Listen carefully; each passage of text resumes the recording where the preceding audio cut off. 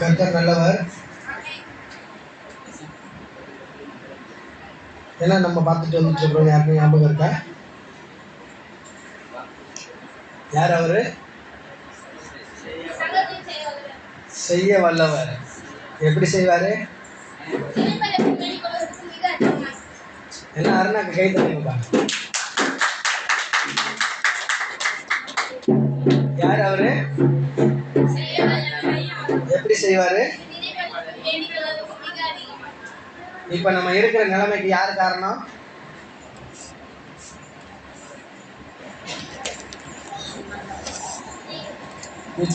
நம்ம இப்ப இருக்கிற நிலைமைக்கு யார் காரணம்? நம்ம தான் காரணம். போன வாரம் சொன்னேன் இல்லையா? ஞாபகம் இருக்கா? திருப்பலாம். யோபு வாசிக்கலாம் வாக்குத்தத்த வசனத்தை. யோபு 42:2.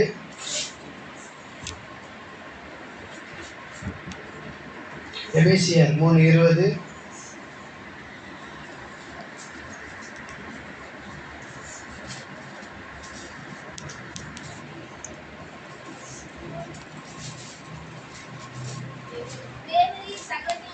தேவரீர் சகலத்தையும் செய்ய வல்லவர். நீ செய்ய நினைத்தது தடைபடாது என்பதை அறிந்திருக்கிறேன். எபேசியர் 3:20.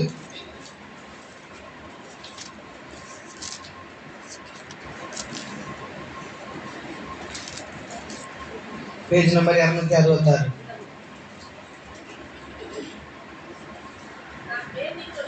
நாம் வேண்டிக் கொள்ளுகிறதற்கும் நினைக்கிறதற்கும்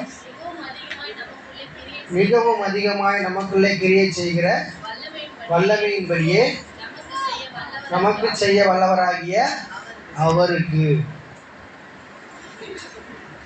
நல்லா கவனிங்க. நீங்க என்ன வேணா வேண்டிக் கொள்ளலாம். நல்லா கவனிச்சுக்கோங்க. நீங்க என்ன வேணா வேண்டிக் கொள்ளலாம். நீங்க என்ன வேணா நினைக்கலாம். நீங்க வேண்டிக் கொள்றதுக்கும் நீங்க நினைக்கிறதற்கும் மிகவும் அதிகமா செய்வார் இந்த கடவுள். எப்படி செய்வாரு? நீங்க வேண்டிக் கொள்ளுகிறதற்கும் நீங்க நினைக்கிறதற்கும் மிகவும் அதிகமா செய்வார். மிகவும் அதிகமா செய்வார். ஆனா ஏன் செய்யலை அப்படின்னு கவனிச்சிங்க அப்படின்னா, அவர் என்னமோ மிகவும் அதிகமாக செய்யறதுக்கு ரெடியாக தான் இருக்கிறாரு. ஆனால் அது எப்படி செய்கிறாரு அப்படின்னா, நமக்குள்ளே கிரியை செய்கிற வல்லமையின்படியே. நமக்குள்ளே கிரியை செய்கிற வல்லமையின்படியே. இப்போ கவனிங்க.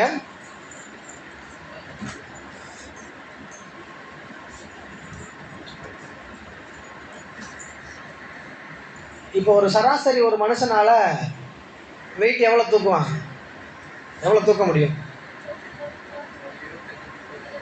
ஒரு 20 கிலோ, ஒரு 25 கிலோ, ஒரு 30 கிலோ தூக்க முடியும். அதிகபட்சமாக தூக்குனாங்கன்னா அந்த இதெல்லாம் தூக்குறாங்களே, பளு இடையெல்லாம் தூக்குறாங்கல்ல, அவங்க 250 கிலோ வரையும் தூக்குறாங்க.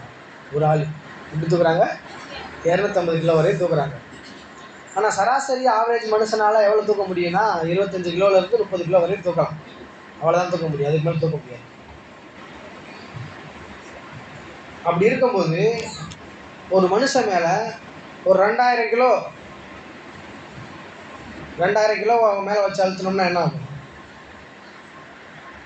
அவ்வளோதான், அவன் நசுங்கிடுவான். கரெக்டாக நசுங்கிடுவான். ஒரு மனுஷனுடைய கெப்பாசிட்டியை பொறுத்து தான். நல்லா கவனிங்க. ஒரு மனுஷனுடைய கெப்பாசிட்டியை பொறுத்து தான் அவன் தாங்கிக் கொள்ளக்கூடிய அளவு இருக்குது. எப்படி? ஒரு மனுஷனோட கெப்பாசிட்டியை பொறுத்து தான். இப்போ ஜாய்சன் கிட்ட 10 கிலோ கொடுத்தாலும் தூக்கிடுவானா? தூக்குவானா? தூக்க முடியாது. அதே அருண் கிட்ட கொடுத்தா தூக்கிடுவான். இதே அருண் கிட்ட இப்போ 50 கிலோ கொடுத்தா தூக்கிடுவானா? தூக்க முடியாது. அதே 50 கிலோ தூக்குற மாதிரி ஒரு ஆள் 80 கிலோ ஆள் இருக்க ஆள்கிட்ட கொடுத்தோம்னா என்ன பண்ணுவாங்க? தூக்கிடுவாங்க. எப்படி நான் சொல்ல வரேன் அப்படின்னா, நமக்குள்ளே கிரியை செய்கிற வல்லமையின்படியேனா, இப்போ எப்படி வெளிப்பிரகாரமாக உலக பிரகாரமாக வெளிப்பிரகாரமாக கண்ணால் பார்க்குறோம்ல, நம்ம சரீரத்தை பார்க்குறோம். பார்க்குறோம், அது எடையெல்லாம் பார்க்குறோம், பார்த்தோன்னா இது 10 கிலோவா அதை நான் தூக்கிறேன் அப்படின்னு சொல்கிறோம்ல. அந்த மாதிரி ஆவிக்குரிய விதத்துலையும் நல்லா கவனிங்க, ஆவிக்குரிய விதத்தில் அதாவது உள்ளான மனுஷன் எந்த அளவுக்கு உங்களோட உள்ளான மனுஷன் போஷாக்கால போஷிக்கப்பட்டு எந்த அளவுக்கு உங்கள் உள்ளான மனுஷன் நல்லா வளர்ந்துருக்கிறானோ அந்த அளவுக்கு தான் நீங்கள் ஆசீர்வாதங்களை சுதந்திரித்துக் கொள்ள முடியும். நமக்குள்ளே கிரியை செய்கிற வல்லமையின்படியே அப்படின்னா நமக்குன்னு ஒரு கெப்பாசிட்டி இருக்குது. நமக்குன்னு இப்போ எப்படி அருணுக்குன்னு ஒரு கெப்பாசிட்டி இருக்குதோ, ஜாய்சனுக்குன்னு ஒரு கெப்பாசிட்டி இருக்குதோ, அருணாக்குன்னு ஒரு கெப்பாசிட்டி இருக்குதோ, பாப்பாக்குன்னு ஒரு கெப்பாசிட்டி இருக்குதோ, அதை மாதிரி ஒவ்வொருவருக்கும் தனித்தனியா ஒவ்வொருவருடைய ஆவிக்குரிய வளர்ச்சியின்படியே அவங்களுக்கு தனித்தனி கெப்பாசிட்டி இருக்குது. இப்போ நமக்குள்ளே கிரியேட் செய்கிற வல்லமையின்படியே அப்படின்னா நம்ம ஆவிக்குரிய விதத்தில் எந்த அளவுக்கு வளர்ந்துருக்கிறோமோ, ஆவிக்குரிய விதத்தில் எந்த அளவுக்கு நம்ம ஸ்ட்ராங்காக இருக்கிறோமோ, ஆவிக்குரிய விதத்தில் எந்த அளவுக்கு நம்ம மேலோங்கி நிற்கிறோமோ, அதை பேஸ் பண்ணி தான் கடவுளுடைய ஆசீர்வாதங்கள் நம்ம ஒவ்வொருவரையும் ஆசீர்வதிக்கிறதா இருக்கிறது. பிரியமானவர்களே, ஒரு 30 கிலோ தூக்குற மனுஷங்கிட்ட போய் 2000 கிலோவை தூக்க சொல்லி கொடுத்தோன்னா என்ன ஆகுது? அவனால் முடியலை. அதே மாதிரி உங்களுக்கு ஒரு கெப்பாசிட்டி இருக்குது. நீங்கள் ஒரு 1000 கணக்கில் சம்பாதிக்கிறீங்க. நல்லா கவனிங்க, நீங்கள் ஒரு 1000 கணக்கில் சம்பாதிக்கிறீங்க, ஒரு 10,000 சம்பாதிக்கிறீங்க, ஒரு 20,000 சம்பாதிக்கிறீங்க அப்படின்னா உங்ககிட்ட ஒரு கோடிக்கணக்கான ரூபாயை தேவன் கொடுக்கறதுக்கு ரெடியாக தான் இருக்கிறாரு. ஆனால் அதை வாங்கி அதை உபயோகப்படுத்திக் கொள்வதற்கு, சரியான வழியில் உபயோகப்படுத்திக் கொள்வதற்கு நம்மளுடைய கெப்பாசிட்டியை, நம்மளுடைய கேப்பபிலிட்டியை நம்ம தான் வளர்த்து கொள்ளணும். பிரியமானவர்களே, நமக்கு இருக்குது, எல்லாமே இருக்குது. கடவுள் எல்லாத்தையும் கொடுத்து வச்சிருக்கிறாரு. கடவுள் உங்களை பாலும் தேனும் ஓடுகிற தேசத்துக்கு கூட்டு போவேன்னு சொல்றாரு. நீங்கள் இப்பொழுது இருக்கிறதை பார்க்கணும், இன்னும் 1000 மடங்கு பெருகுவீர்கள் சொல்றாரு. தேவன் சொல்றாரு, உங்க அப்பத்தையும் தண்ணீரை ஆசீர்வதித்து உங்களை வியாதியை உள்ளிருந்து விளக்குவேன்னு சொல்றாரு. இந்த மாதிரி வசனங்கள் எல்லாம், இந்த மாதிரி வாக்குத்தத்தங்கள் எல்லாம், ஆபிரகாமின் ஆசீர்வாதங்கள் எல்லாம் இயேசு கிறிஸ்துவின் மூலமாக உங்களுக்கு சொந்தமாக்கப்பட்டிருக்கிறதுன்னு வேதம் சொல்லுது. ஆனா ஆபிரகாமுடைய மொத்த ஆசீர்வாதத்தையும் கொண்டு வந்து இப்ப என்கிட்ட கொடுத்தாலோ, இல்ல ஆபிரகாமுடைய மொத்த ஆசீர்வாதத்தை கொண்டு வந்து உங்ககிட்ட கொடுத்தாலோ, அதை தாங்கி கொள்வதற்கு கூடிய சக்தி நம்மளுக்கு வேணும். பிரியமானவர்களே, தேவன் என்னவோ தரதுக்கு ரெடியாக தான் இருக்கிறாரு. வானமும் பூமி யாருடையது? வானமும் பூமி யாருடையது? சத்தமா தான் சொல்லுங்களேன், கேட்கவே மாட்டேன் நீங்க சொல்றது. வானமும் பூமியும் கர்த்தருடையது. ஒட்டுமொத்த உலகத்தை உண்டாக்குனது கடவுள் தான். அந்த ஒட்டுமொத்தையும் உண்டாக்குன அந்த கடவுளுக்கு தான் நீங்க பிள்ளையா இருக்கிறீங்க. இப்ப என் பையன் இருக்கிறான் அப்படின்னா என்னோட சொத்துக்கு முழு உரிமை யாரு? என் பையன் தான். எங்க அப்பா சொத்துவாது அப்படி சொல்லி வருவானா வரமாட்டானா? நான் சொல்றேன், நீங்க அவருடைய ஒட்டுமொத்த சொத்துக்கும் உரிமையாளரா நீங்க இருக்கிறீங்க. அவர் தான் உங்க அப்பா, உங்களை உருவாக்குனவர் அவர் தான் அப்பா. யானை எப்படி யானை குட்டி போடுதோ, பூனை எப்படி பூனை குட்டி போடுதோ, நாய் எப்படி நாய் குட்டி போடுதோ, அதை மாதிரி தேவன் உங்களை எல்லாம் பெற்றெடுத்திருக்கிறார். நீங்கள் எல்லாம் குட்டி தேவர்களாக இருக்கிறீர்கள். இந்த தேவனால் பிறந்தவன் என்ன பண்றான்னா அந்த உலகத்தை ஜெயிக்கிறான். தேவனால் பிறப்பதெல்லாம் உலகத்தை ஜெயிக்கும். எல்லாத்துக்கும் தேவன் ஒரு வரமுறை வச்சிருக்கிறாரு. ஒரு ஒழுங்கு கிரயமா இயங்கிக்கிட்டு இருக்குது. தேவன் நினைச்சாருன்னா அவரே நேரடியாக இறங்கி நம்மளை ஆசீர்வதிக்கலாம், நேரடியாக கொடுக்கலாம். ஆனா ஏன் தேவன் நேரடியாக இறங்கி கொடுக்கறது இல்லை அப்படின்னு கவனிச்சிங்க அப்படின்னா, தேவன் உங்க அனுமதி இல்லாம, நல்லா கவனிங்க, தேவன் உங்க அனுமதி இல்லாம இந்த உலகத்துல உங்களுடைய வாழ்க்கையில எதையுமே செய்யறது கிடையாது. எப்படி? தேவன் உங்களுடைய அனுமதி இல்லாம, உங்கள்ட்ட அனுமதி கேட்காம, உங்களுடைய அனுமதி இல்லாம உங்களுடைய வாழ்க்கையில தேவன் எந்த காரியத்தையுமே செய்யறதே கிடையாது. எத்தனை பேர் நான் சொல்றது புரியுது உங்களுக்கு? இப்ப ஆதாமுடைய வாழ்க்கையில ஒண்ணு நடக்கணும் அப்படின்னா, அவர் அவன் ஆதாம் அந்த பழத்தை எடுத்து புசிக்கும் போது அவன் கையை பிடிச்சு தடுத்து நிறுத்தி இருக்கலாம். தேவால் அதை புசிக்க முன்னாடி அவளை கையை பிடிச்சு தடுத்து நிறுத்தி இருக்கலாம். ஆனா இவங்களுடைய அனுமதி இல்லாம அதை தடுத்து நிறுத்த மாட்டாரு. இவங்களுடைய அனுமதி இல்லாம எதையும் செய்ய மாட்டாரு. அதே போலதான் ஆபிரகாமுடைய அனுமதி இல்லாம ஆபிரகாம் ஆசீர்வதிக்க முடியாது. ஈசாக்குடைய அனுமதி இல்லாமல் ஈசாக்கை ஆசீர்வதிக்க முடியாது. யாக்கோப்புடைய அனுமதி இல்லாமல் யாக்கோப் ஆசீர்வதிக்க முடியாது. இதே மாதிரி தான் உங்களுடைய அனுமதி இல்லாமல் உங்களுடைய வாழ்க்கையில் உங்களை தேவன் ஆசீர்வதிப்பது மிகவும் கடினமாக இருக்கிறது. நீங்கள் அனுமதிச்சாதான் தேவன் உங்க உள்ளே வருவார், உங்க இருதயத்துக்குள்ளே வருவார். ஆனால் பிசாசு அப்படி கிடையாது. தேவன் வாசற்படியில் நின்றுட்டு கதவை தட்டுறாரு. எவன் ஒருத்தன் கதவை திறக்கிறானோ அவன் வீட்டுக்குள்ளே மட்டும்தான் பிரவேசிக்கிறாரு. ஆனால் பிசாசு அப்படி கிடையாது. உங்களெலாம் கேட்கலாம் மாட்டான். எதுவும் அவங்ககிட்ட பர்மிஷன், உங்களுக்கு கொஞ்சம் தலைவலி கொடுத்துக்கட்டுமா, உங்களுக்கு கொஞ்சம் ஜுரம் கொடுத்துக்கட்டுமா, உங்களுக்கு கொஞ்சம் கடனை கொடுக்கட்டுமா அப்படின்னு நின்றுட்டு பிசாசு கேட்டுட்டு இருக்கிறான் அவங்ககிட்ட யார்கிட்டயாச்சும். பிசாசு எப்படி இருக்கிறான்னா திருப்பலாம்.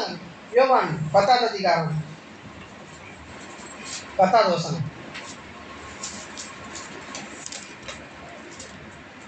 யோவான் 10வது அதிகாரம் 10வது வசனம்.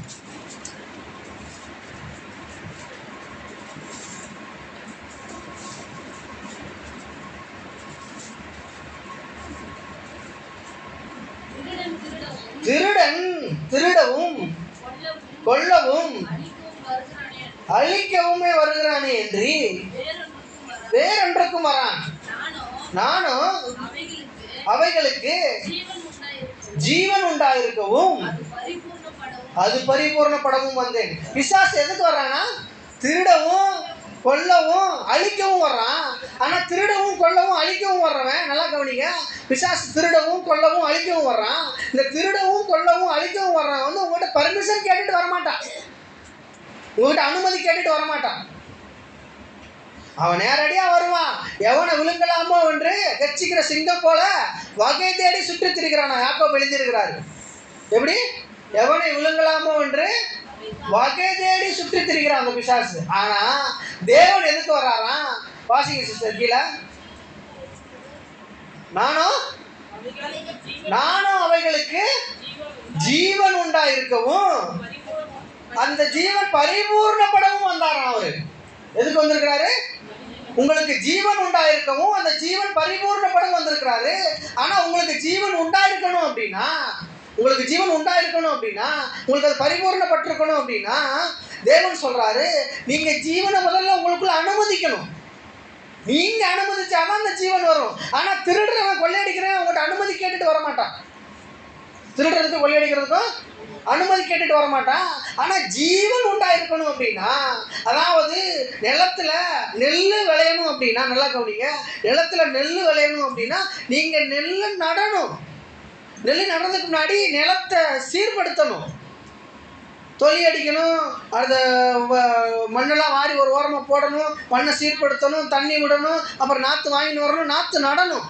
ஆனால் நீங்கள் எதுவுமே வளர தேவையில்லை, அப்படியே இதாக விட்டு தரிசனமாக விட்டுட்டீங்க அப்படின்னா எதுவுமே பண்ண தேவையில்லை, அது ஆட்டோமேட்டிக்காக வளரும். எப்படி வளரும்? ஆட்டோமேட்டிக்காக வளரும். ஆனால் உங்களுக்கு தேவையானது வேணும் அப்படின்னா, நெல் வேணும் அப்படின்னா நீங்கள் நெல் வாங்கிட்டு நடணும், நிலத்தை சீர்படுத்தணும், அப்போ தான் நெல் வரும். ஆனால் எதுவுமே தேவையில்லை, அது ஆட்டோமேட்டிக்காக வளரும் சொல்லி விட்டீங்கன்னா நெல் வளராது.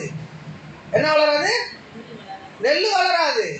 உங்களுக்கு என்ன தேவையோ, உங்கள் வாழ்க்கையில் என்ன தேவையோ அந்த தேவையானதை நீங்கள் தான் சூஸ் பண்ணணும். பிரியமானவர்களே, நீங்கள் தான் சூஸ் பண்ணணும். நீங்கள் சூஸ் பண்ணி எடுத்து நீங்கள் தான் பாதுகாக்கணும், நீங்கள் தான் வளர்க்கணும். நீங்கள் அனுமதித்தால் ஒழிய உங்கள் நிலத்திலே நீங்கள் அனுமதிக்கல, நீங்கள் எதுவுமே பண்ணலை அப்படின்னா எப்படி தரிசு நிலம் ஒன்றுமே இல்லாமல் முள்ளும் கில்லும் குறுக்கும் முளைச்சி போய் கிடக்குதோ அதை மாதிரி உங்களுடைய இருதயமும் என்ன வேணா நினைக்கும், என்ன வேணா எண்ணும், என்ன வேணா சிந்திக்கும். அப்படியே உங்கள் சிந்தனைகள் ஓடும், எண்ணங்கள் ஓடும். ஆனால் நீங்கள் உங்கள் எண்ணத்தையும் உங்கள் சிந்தனைகளையும் கட்டுப்படுத்தி தேவன் எனக்கு ஜீவன் கொடுப்பதற்காக வந்திருக்கிறார், அந்த ஜீவன் எனக்காக வேலை செய்து கொண்டு இருக்கிறது, அந்த ஜீவன் பரிபூர்ணப்படும்படியாக என்னை அழைத்திருக்கிறார் சொல்லி உங்கள் இருதயத்தை ஜீவனுக்கு நேராக திருப்ப வேண்டியது உங்களுடைய பொறுப்பாக இருக்கிறது. பிரியமானவர்களே, என்னதான் தேவன் எவ்வளவுதான் கோடி கோடியா கொட்டி வச்சிருந்தாலும் அதை எடுத்து நம்ம செலவு பண்ணணும் அப்படின்னா அதை நம்ம தான் பண்ணணும்.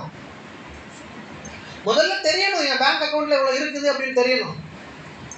என்ன தெரியணும்? என் பேங்க் அக்கௌண்ட்ல என்ன இருக்குதுன்னு தெரியணும். தெரிஞ்சாதான் நம்ம எடுத்து செலவு பண்ண முடியும். ஓகே, நான் போன வாரம் நான் உங்களுக்கு சொன்னேன், திருப்பலாம். மல்கியா 3வது அதிகாரம் 10வது வசனம்.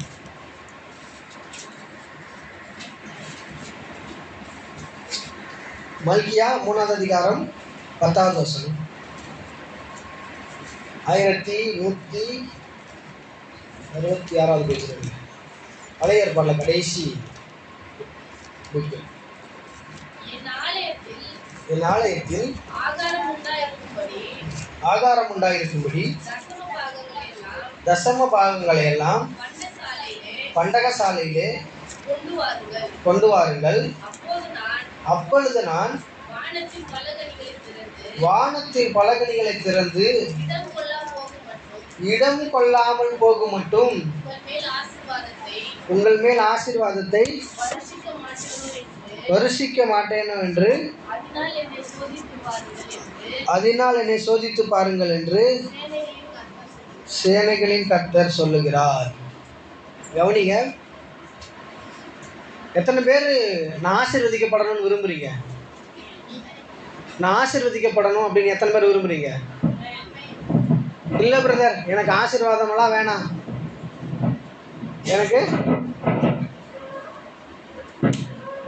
எனக்கு ஆசீர்வாதமெல்லாம் வேணாம்னு யாருன்னா இருக்கிறீங்களா? இங்க எல்லாருமே என்ன என்ன பண்ணணும்னு விரும்புறீங்க? ஆசீர்வதிக்கப்படணும்னு விரும்புறீங்க. கரெக்டு தானே சிஸ்டர்? எல்லாருமே ஆசீர்வதிக்கப்படணும்னு விரும்புகிறோம். யாருமே ஆசீர்வாதம் வேணாம் அப்படின்னு சொல்லி விரும்புறது இல்லை. ஓகேவா? நான் சொல்கிறேன் கரெக்டா? கவனிங்க, நல்லா கவனிங்க. எல்லாருமே ஆசீர்வதிக்கப்படணும்னு சொல்லி தான் விரும்புகிறோம். தேவனும் செய்கிறதுக்கு வல்லவராக தான் இருக்கிறாரு. எப்படி இருக்கிறாரு? செய்கிறதுக்கு வல்லவராக தான் இருக்கிறாரு. நீங்கள் ஆசீர்வதிக்கப்படணும்னு எப்படி விரும்புகிறீங்களோ, நல்லா கவனிங்களே, நீங்கள் ஆசீர்வதிக்கப்படணும்னு நீங்கள் எப்படி விரும்புகிறீங்களோ அதை விட 1000 மடங்கு அவருடைய விருப்பம் அவங்களை ஆசீர்வதிக்கணுன்றது தான். எப்படி சொல்கிறேன் அப்படின்னா, என் பையன் நல்லா இருக்கணும்னு நான் விரும்ப மாட்டேனா? என் பையன் நல்லா இருக்கணும்னு நான் விரும்ப மாட்டேனா? அவன் விரும்புகிறான் இல்லையா? என் பையன் அவனோட இருதயத்தில் நல்லா இருக்கணும்னு விரும்புகிறானா இல்லையா? விரும்புகிறான். அவன் விரும்புகிறத காட்டிலும் நான் அதிகமாக விரும்புகிறேனா இல்லையா? நல்லா இருக்கணுமா நல்லா இருக்கக்கூடாதான்னு சொல்லுங்க. அவன் விரும்புகிறான், அவன் இருதயத்தில் நல்லா இருக்கணும்ன்ட்டு. அவன் விரும்புகிறத காட்டிலும் அவன் நல்லா இருக்கணும்னு சொல்லி நான் விரும்புகிறேன் அதிகமாக இல்லையா? விரும்புகிறேனா இல்லையா? பொல்லாத மனுஷனாகிய நானே, நல்லா கவனிங்க, பொல்லாத மனுஷனாகிய நானே என் பிள்ளை நல்லா இருக்கணும்னு நான் விரும்பும்போது என்னையும் உங்களையும் உண்டாக்கின பரமபிதா எவ்வளவா விரும்புவார்னு பாருங்க. நீங்கள் நல்லா இருக்கணும்னு சொல்கிறத புரியுதா நான் சொல்ல வர்றது? பொல்லாத மனுஷனாகிய, பாவம் செய்கிற மனுஷனாகிய நானே, கெட்டது செய்கிற மனுஷனாகிய, ஒருத்தனுக்கு நல்லது நினச்சிட்டு ஒருத்தனுக்கு தீமை நினைக்கிறதாகிய மனுஷனாகிய நானே என் பிள்ளை நல்லா இருக்கணும்னு விரும்பும்போது எல்லாரும் நல்லா இருக்கணும், எல்லாரும் ஆசீர்வதிக்கப்படணும்னு நினைக்கிற அவர் அவனுடைய சொந்த குமாரனாகிய, சொந்த பிள்ளையாகிய உங்களை நீங்கள் நல்லா இருக்கணும்னு நினைக்க மாட்டாரா? நீங்கள் எவ்வளவு நீங்கள் நல்லா இருக்கணும்னு நினைக்கிறீங்களோ அதை விட கோடி மடங்கு அவர் நினைக்கிறார் நீங்கள் நல்லா இருக்க வேண்டும் என்று அவர் விரும்புகிறார். பிரியமானவர்களே,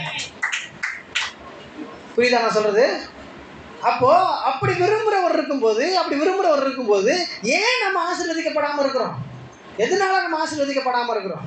வேதம் சொல்லுது, மல்கியா 3வது அதிகாரம் 10வது வசனத்தில், என் ஆலயத்திலே ஆகாரம் உண்டாயிருக்கும்படி, நல்லா கவனிங்க, என் ஆலயத்திலே ஆகாரம் உண்டாயிருக்கும்படி தசம பாகங்களை எல்லாம் பண்டகசாலைக்கு கொண்டு வாருங்கள். அப்பொழுது நான் வானத்தின் பலகணிகளை திறந்து இடம் கொள்ளாது போகும் மட்டும் உங்கள் மேல் ஆசீர்வாதத்தை வருஷிக்க மாட்டேனோ என்று அதனாலே என்னை சோதித்து பாருங்கள்.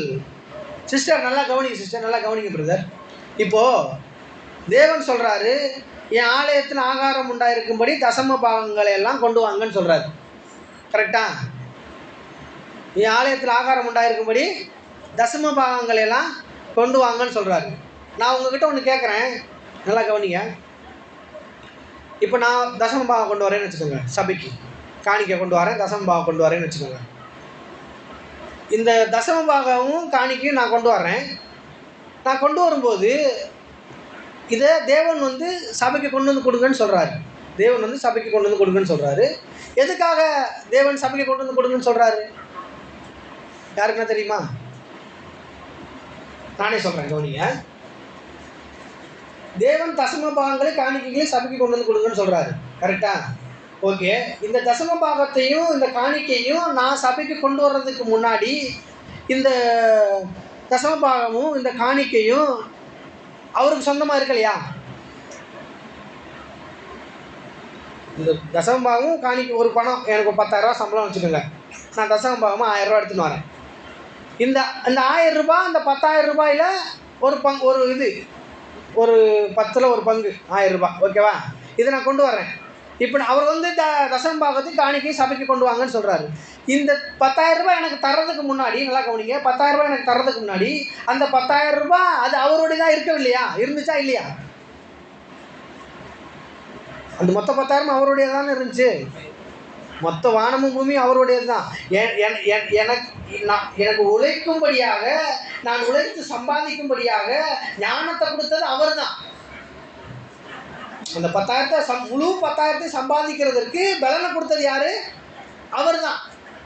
அந்த 10,000 எங்கே இருந்துச்சுன்னா அது அவர்கிட்ட தான் இருந்துச்சு. இதுக்கு முன்னாடி அவர் தான் எனக்கு கொடுக்குறாரு.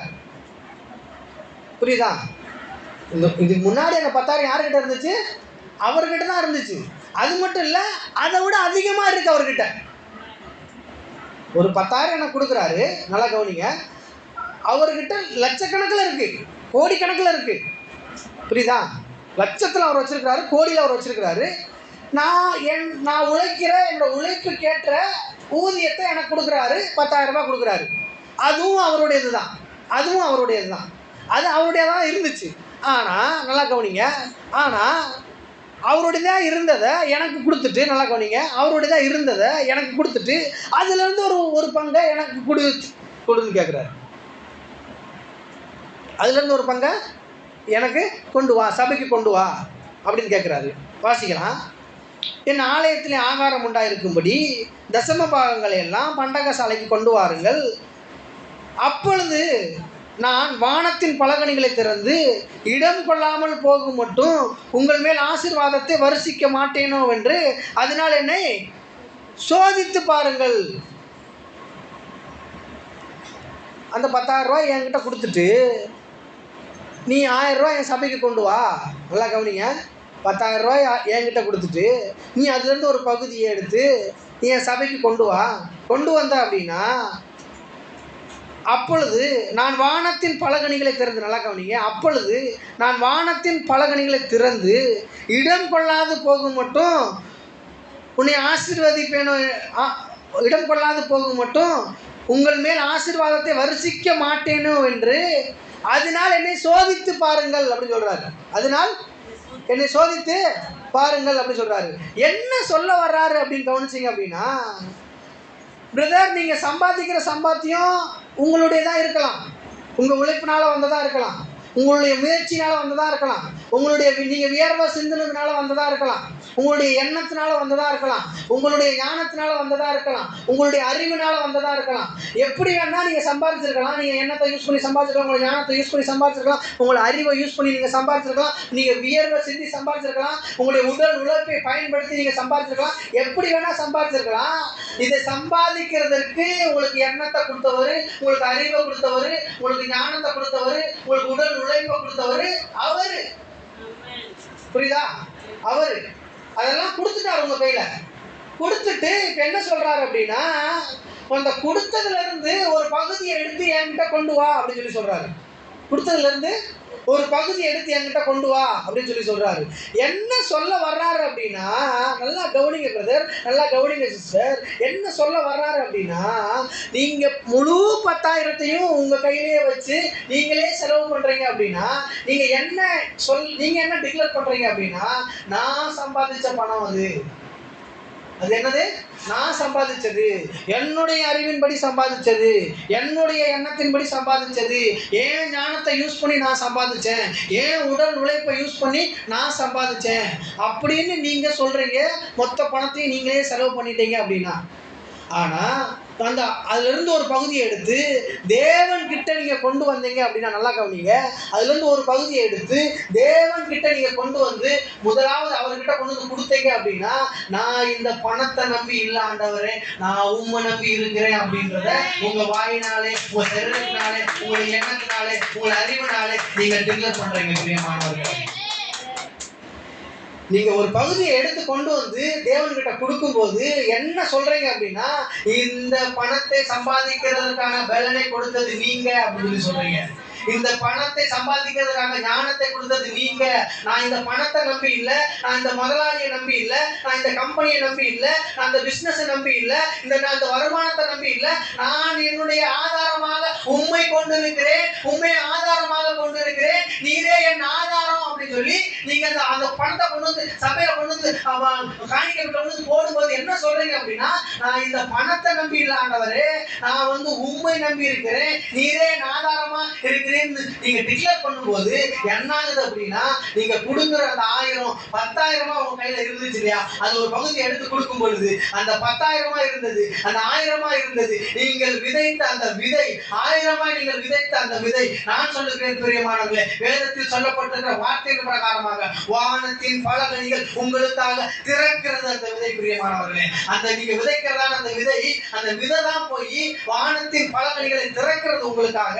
வானத்தின் பலகணிகளை திறக்கிறது மட்டும் கிடையாது, நீ உங்களுடைய இடம் கொள்ளாது மட்டும், உங்க வீடு கொள்ளாது மட்டும், உங்க இருதயம் கொள்ளாது மட்டும், உங்க பேங்க் அக்கவுண்ட் கொள்ளாத மட்டும், அந்த நீங்கள் கொடுத்த அந்த தசம பாகமும் நீங்கள் கொடுத்த அந்த காணிக்கையும் விதைகளை உருவாக்கி, விதைகளுக்கு மேல் விதைகளை உருவாக்கி உங்க அக்கவுண்டை நிரப்புகிறது. அந்த கடவுளுக்காக நீங்க கொடுக்கிற அந்த பணம் பிரியமானவர்களே, நான் சொல்லல, வேதம் அப்படிதான் சொல்லுது. என்ன சொல்லுது அப்படின்னா, தசம பாகங்களை எல்லாம் பண்டக சாலைக்கு நீங்க கொண்டு வாங்க. நீங்களே வாசிச்சு பாருங்க, உங்க பைபிள்ல அப்படிதான் போட்டிருக்கோம். வாசிங்க, 10வது வசனம் வாசிங்க சிஸ்டர். 3 அதே வசனம் தான், 4:10 3:10. மல்கியா என் ஆலயத்தில் ஆகாரம் உண்டாயிருக்கும்படி தசம பாகங்களை எல்லாம் பண்டக சாலையிலே கொண்டு வாருங்கள். நல்லா கவனிச்சுக்கங்க. எப்பொழுது அப்பொழுது நான் போட்டிருக்கா போடலையா? உங்க பைபிள் அப்படிதான் போட்டிருக்கு. நீங்க எப்ப உங்களுடைய தசம பாகங்களை சபைக்கு கொண்டு வர்றீங்களோ அப்பொழுது நான், வாசிங்க, வானத்தின் பலகணிகளை, உங்களுக்காக வானத்தின் பலகணிகளை திறக்கக்கூடிய சக்தி கடவுள்கிட்ட இல்ல பிரியமானவர்களே. உங்களுக்காக வானத்தின் பலகணிகளை திறக்கக்கூடிய வல்லமை கடவுள்கிட்ட இல்ல பிரியமானவர்களே. அது உங்களுடைய கையில இருக்கிறது. யார்கிட்ட இருக்கு? இப்ப தெரியுதா ஏன் நம்ம ஆசீர்வதிக்கப்படல? எல்லா ஆசீர்வாதமும் கடவுள்கிட்ட இருக்குது, இல்லைன்னு சொல்லல. உங்களுக்காக வச்சிருக்காரு. ஆபிரகாமுடைய மொத்த ஆசீர்வாதத்துக்கும் நீங்கள் தான் சொந்தக்காரிகள், நீங்கள் தான் சொந்தக்காரர்கள். ஆனா ஏன் வரல அப்படின்னா, எப்பொழுது வானத்தின் பாலகணிகள் உங்களுக்காக திறக்கும்? எப்ப திறக்கும்? நீங்க உங்க உழைப்பினால சம்பாதிச்சதை, இது ஏன் உழைப்பினால சம்பாதிச்சதுன்னு சொல்லாம, இது தேவன் எனக்காக கொடுத்தார், எனக்கு அதை சம்பாதிக்கும்படியாக ஞானத்தை தேவன் கொடுத்தார், அதை சம்பாதிக்கும்படியாக உடல் உழைப்பை தேவன் கொடுத்தார் அப்படின்னு நீங்க எப்ப அறிக்கை பண்றீங்களோ, அதை எடுத்துட்டு வந்து எப்ப அறிக்கை பண்ணி அதை நீங்க கடவுளுக்காக கொடுக்குறீங்களோ அப்பதான் கடவுள் உங்களை ஆசீர்வதிக்க வல்லமையுள்ளவராக இருக்கிறார் பிரியமானவர்களே. அப்பதான் உங்களுக்காக இருக்கிற வானத்தில் பலகணிகள் திறக்கப்படுகிறதா இருக்கிறது பிரியமானவர்களே. அப்பொழுதுதான் நீங்கள் இடம் கொள்ளாது போக மட்டும் உங்களை ஆசீர்வதிக்க அவர் வல்லமையுள்ளவராக இருக்கிறார் பிரியமானவர்களே.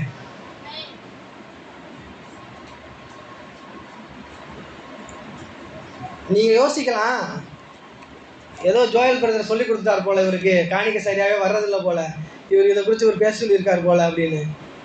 கிடையாது. நான் திரும்பவும் சொல்லிடுறேன், நல்லா சொல்றேன், கவனிச்சுக்கோங்க. நீங்கள் காணிக்கை கொடுக்குறதா இருக்கட்டும், தசமபாகம் கொடுக்குறதா இருக்கட்டும், அது நீங்கள் கொடுக்குறதுனா கொடுங்க, கொடுக்கலைனா விடுங்க, அது வந்து உங்களுடைய விருப்பம். ஆனால் வேதம் என்ன சொல்லுதுன்றதை நான் உங்களுக்கு சொல்லிக் கொடுக்குறேன். நீங்கள் செழிக்கிறதற்காக, நீங்கள் ஆசீர்வதிக்கப்படுகிறதற்காக, நீ கடவுள் போட்டது இல்லையா, அவர் செய்ய வல்லவர் அப்படின்னு. அவர் எவ்வளவுதான் செய்ய வல்லவராக இருந்தாலும், எவ்வளவுதான் வல்லமைப்படுத்தவராக இருந்தாலும், நீங்கள் உங்கள் வாழ்க்கையில் அனுமதிக்காதவரை அவரால் செய்யவே முடியாது, அவரால் ஆசீர்வதிக்கவே முடியாது. நீங்க இடம் கொடுக்கணும், உங்க வாழ்க்கையில ஆசீர்வாதம் வரணும் அப்படின்னா நீங்க வந்து வழியை திறந்து விடணும், நீங்க விதைய விதைக்கணும், அப்பதான் உங்க இடத்துல விளையும். ஓரல் ராபர்ட்ஸ் யாருக்கெல்லாம் தெரியுமா? ஓரல் ராபர்ட்ஸ்னா யாருன்னு தெரியுமா? தெரிஞ்சிருக்க வாய்ப்பு இல்லை. அவர் அமெரிக்காவில் ஒரு போதகர். அமெரிக்காவில் ஒரு போதகர். யார் அவரு? சொல்லுங்க. ஓரல் ராபர்ட்ஸ் சொல்லுங்க பார்க்கலாம். Oral Roberts. நான் சொல்கிறது போய் நான் கூட நீங்கள் கூகுளில் போய் போட்டு பாருங்க. ஓரல் ராபர்ட்ஸ் அவர் வந்து அமெரிக்காவில் ஒரு போதகர். அமெரிக்காவில் ஒரு போதகர். இது மாதிரி ஒரு சபைக்கு தான் அவர் போதகர். இதோட கொஞ்சம் பெரிய சபைக்கு அவர் போதகர். சபை நடத்திக்கிட்டே இருக்கிறாரு. நல்லா கவனிங்க. சபை நடத்திக்கிட்டே இருக்கிறாரு.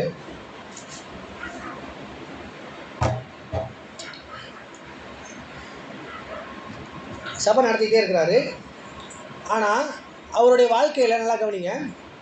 அவருடைய வாழ்க்கையில் அவர் ஒரு மாதத்துக்கு அவருக்கு வாழ்கிறதுக்கு தேவையான, அவங்க ஃபேமிலியோட குடும்பத்தோடு அவர் வாழ்கிறதுக்கு தேவையான அமௌண்ட் எவ்வளோன்னு கவனிச்சிங்க அப்படின்னா $55 வேணும். எவ்வளோ வேணும்? $55. சத்தமாக சொல்லுங்கள். எவ்வளோ வேணும்? எவ்வளோ நாளைக்கு வாழ்கிறதுக்கு $55 வேணும்? ஒரு மாதத்துக்கு. எவ்வளோ நாளைக்கு? ஒரு மாதம் குடும்பத்தை ஓட்டணும் அப்படின்னா, நல்லா கவனிங்க, ஒரு மாதம் குடும்பத்தை ஓட்டணும் அப்படின்னா, குழந்தைக்கு பால் வாங்கி கொடுத்து, வீடு செலவுக்கு அரிசி வாங்கி போட்டு குடும்பத்தை ஓட்டணும் அப்படின்னா எவ்வளோ டாலர் வேணுமா? $55 வேணுமா? ஆனால் அவர் நடத்துகிற சபையில் அவ்வளோ வருமானமே வராதான். அவ்வளோ வருமானமே வராதான். இவர் என்ன பண்ணியிருக்கிறாரு? சபையில் எல்லார்ட்டையும் சொல்லியிருக்கிறாரு, இது மாதிரி $55 இருந்தால் தான் என்னோடய குடும்பத்தை ஓட்ட முடியும், அதனால் கொஞ்சம் பார்த்து பேசி எனக்கு ஒரு $55 மாதம் வர்ற மாதிரி ஏதாவது கொஞ்சம் பண்ணி கொடுங்க அப்படின்னு சொல்லி கேட்டிருக்கிறார். சரின்னு சொல்லி அங்கே இருக்கிற மக்களும் அதை மாதிரி கொஞ்சம் அரேஞ்ச் பண்ணி மாதத்துக்கு ஒரு $55 வர்ற மாதிரி பண்ணி கொடுத்துட்ருக்குறாங்க. பண்ணி கொடுத்ததுக்கப்புறம் 2 நாள் கழித்து பார்த்தா $55 பத்தலை. $55 குடும்பம் நடத்துறதுக்கு பத்தலை. சேம் நம்ம வாழ்க்கையில் இருக்கிற மாதிரியே தான் நம்ம யோசிக்கிறோம், ஒரு 10,000 இருந்திருந்தால் நம்ம வாழ்க்கையை ஓட்டிடலாம் அப்படி யோசிக்கிறோம். 10,000 வர ஆரம்பித்ததுக்கப்புறம் ஐயோ 10,000 பத்த மாட்டுதே, 10,000 பத்த மாட்டுது, ஒரு 20,000 இருந்தால் நல்லா இருக்கும், 20,000 இருந்தால் நல்லா இருக்கும். இப்படியே அவருடைய வாழ்க்கை போயிட்டு இருக்கும்போது அவர் என்ன பண்ணியிருக்கிறார் அப்படின்னா, கடவுளுக்காக கொடுங்கன்னு சொல்லிட்டு இப்போ நான் பிரசங்கம் பண்ணுறேன் இல்லையா, அது மாதிரி நிறையா பிரசங்கம் பண்ணியிருக்கிறார். ஒரு நாள் இவர் வேதத்தை வாசிச்சுட்டு இருக்கும்போது தேவன் இவர் கூட பேசியிருக்கிறார். என்ன பேசியிருக்கிறார் அப்படின்னா, அதாவது நீ மக்களுக்கு சத்தியத்தை சொல்லிக் கொடுக்குற, ஆனால் உன்னுடைய இருதயபூர்வமாக, நல்லா கவனிங்க, உன்னுடைய இருதயபூர்வமாக முழு அன்பை வச்சு நீ வந்து மக்களுக்கு போதிக்கிறது இல்லை. நீ என்ன போதிக்கிறன்னா, உனக்கு வருமானம் வரணும், உன் குடும்பத்தை நடத்தணும், எப்படியாவது இவ்வளோ வந்துருமா அவ்வளோ வந்துருமா அப்படின்னு சொல்லியே நீ வந்து நடத்திட்டு இருக்கிற. ஆனால் மக்கள் ஆசீர்வதிக்கப்படணும், மக்களுக்கு ஆசீர்வாதம் உண்டாகணும்னா என்ன சொல்லிக் கொடுக்கணுமோ அதை நீ சொல்லிக் கொடுக்கல அப்படின்னு சொல்லியிருக்காரு. அப்படின்னா நான் என்ன ஆண்டவரே சொல்லிக் கொடுக்கணும் அப்படின்னு ஒரு கேட்டிருக்கிறார். என்ன ஆண்டவரே சொல்லிக் கொடுக்கணும் அப்படின்னு சொல்லி ஒரு கேட்டிருக்கிறார். இப்போது சபையில் இருக்கிற மக்கள் ஆசீர்வதிக்கப்பட்டாதான், நல்லா கவனிங்களே, சபையில் இருக்கிற மக்கள் ஆசீர்வதிக்கப்பட்டாதான் அந்த சபை போதகர் ஆசீர்வதிக்கப்பட முடியும். மக்களே ஆசீர்வதிக்கப்படலை அப்படின்னா சபை போதகர் எப்படி ஆசீர்வதிக்கப்பட முடியும்? மக்கள் ஆசீர்வதிக்கப்பட்டாதான் சபை போதகர் ஆசீர்வதிக்கப்பட முடியும். உடனே தேவன் சொன்னாராம், மத்தேயு 6ஆம் அதிகாரத்துக்கு திருப்பலாம்.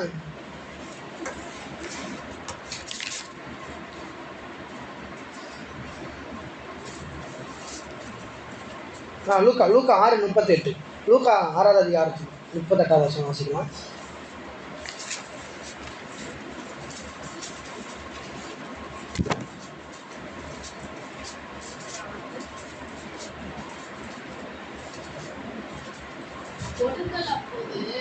கொடுங்கள் அப்பொழுது உங்களுக்கு கொடுக்கப்படும், அமுக்கி குலுக்கி சரிந்து விழும்படி நன்றாய் அளந்து உங்கள் மடியிலே போடுவார்கள்.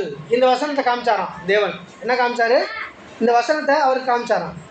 அவர் சொன்னார், என்ன சொன்னார் அப்படின்னா, நீ வந்து மக்கள் ஆசீர்வதிக்கப்படணும் ஆசீர்வதிக்கப்படணும் ஆசீர்வதிக்கப்படணும் அப்படின்னு சொல்லி நீ போதிக்கிற, சொல்லிக் கொடுக்குற. ஆனால் ஆசீர்வாதத்துக்கு நல்லா கவனிங்களே, ஆசீர்வாதத்துக்கு முதல் நம்பர் 1, நீங்கள் ஆசீர்வதிக்கப்படணும் அப்படின்னா, உங்கள் மக்கள் ஆசீர்வதிக்கப்படணும் அப்படின்னா, உங்கள் சபை மக்கள் ஆசீர்வதிக்கப்படணும் அப்படின்னா, நீ முதலாக என்ன சொல்லிக் கொடுக்கணும் அப்படின்னா, கடவுளுக்காக கொடுக்கறத பற்றி நீ சொல்லிக் கொடுக்கணும் அப்படின்னு சொல்லி சொன்னாராம். சொல்லிக் கொடுக்கணும்னு சொல்லி சொன்னாராம். அது மட்டும் சொல்லியிருந்தா பரவாயில்ல, நல்லா கவனிங்க. நல்லா அது வரையும் நல்லா கேட்டுக்கலண்ணா, கரெக்டாண்டவரே, கரெக்டாக சொல்லிங்க, சரியாக சொல்லிட்டீங்க, கரெக்டாக.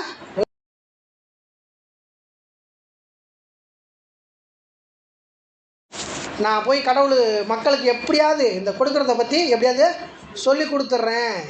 எப்படி இந்த வாரம் போய் எப்படியாவது நான் மக்களுக்கு போய் கொடுக்குறத பற்றி சொல்லி கொடுத்துட்றேன் அப்படின்னு சொல்லி சொன்னாராம். சொன்ன உடனே தேவன் சொன்னாராம், நிறுத்து. என்ன சொன்னார் தேவன்? நிறுத்து. என்னாண்டவரே சொல்கிறீங்கன்னு கேட்டார். கேட்டவுடனே தேவன் சொன்னார், நல்லா கவனிங்க பிரதர், நல்லா கவனிங்க சிஸ்டர். கடவுள் சொன்னாராம், முதல்ல நல்லா கவனிங்க, முதல்ல இந்த மாதம் உனக்கு உன் குடும்ப தேவைக்கு எவ்வளோ தேவை அப்படின்னு கேட்டாங்க. $55 ஆண்டவர். எவ்வளோ?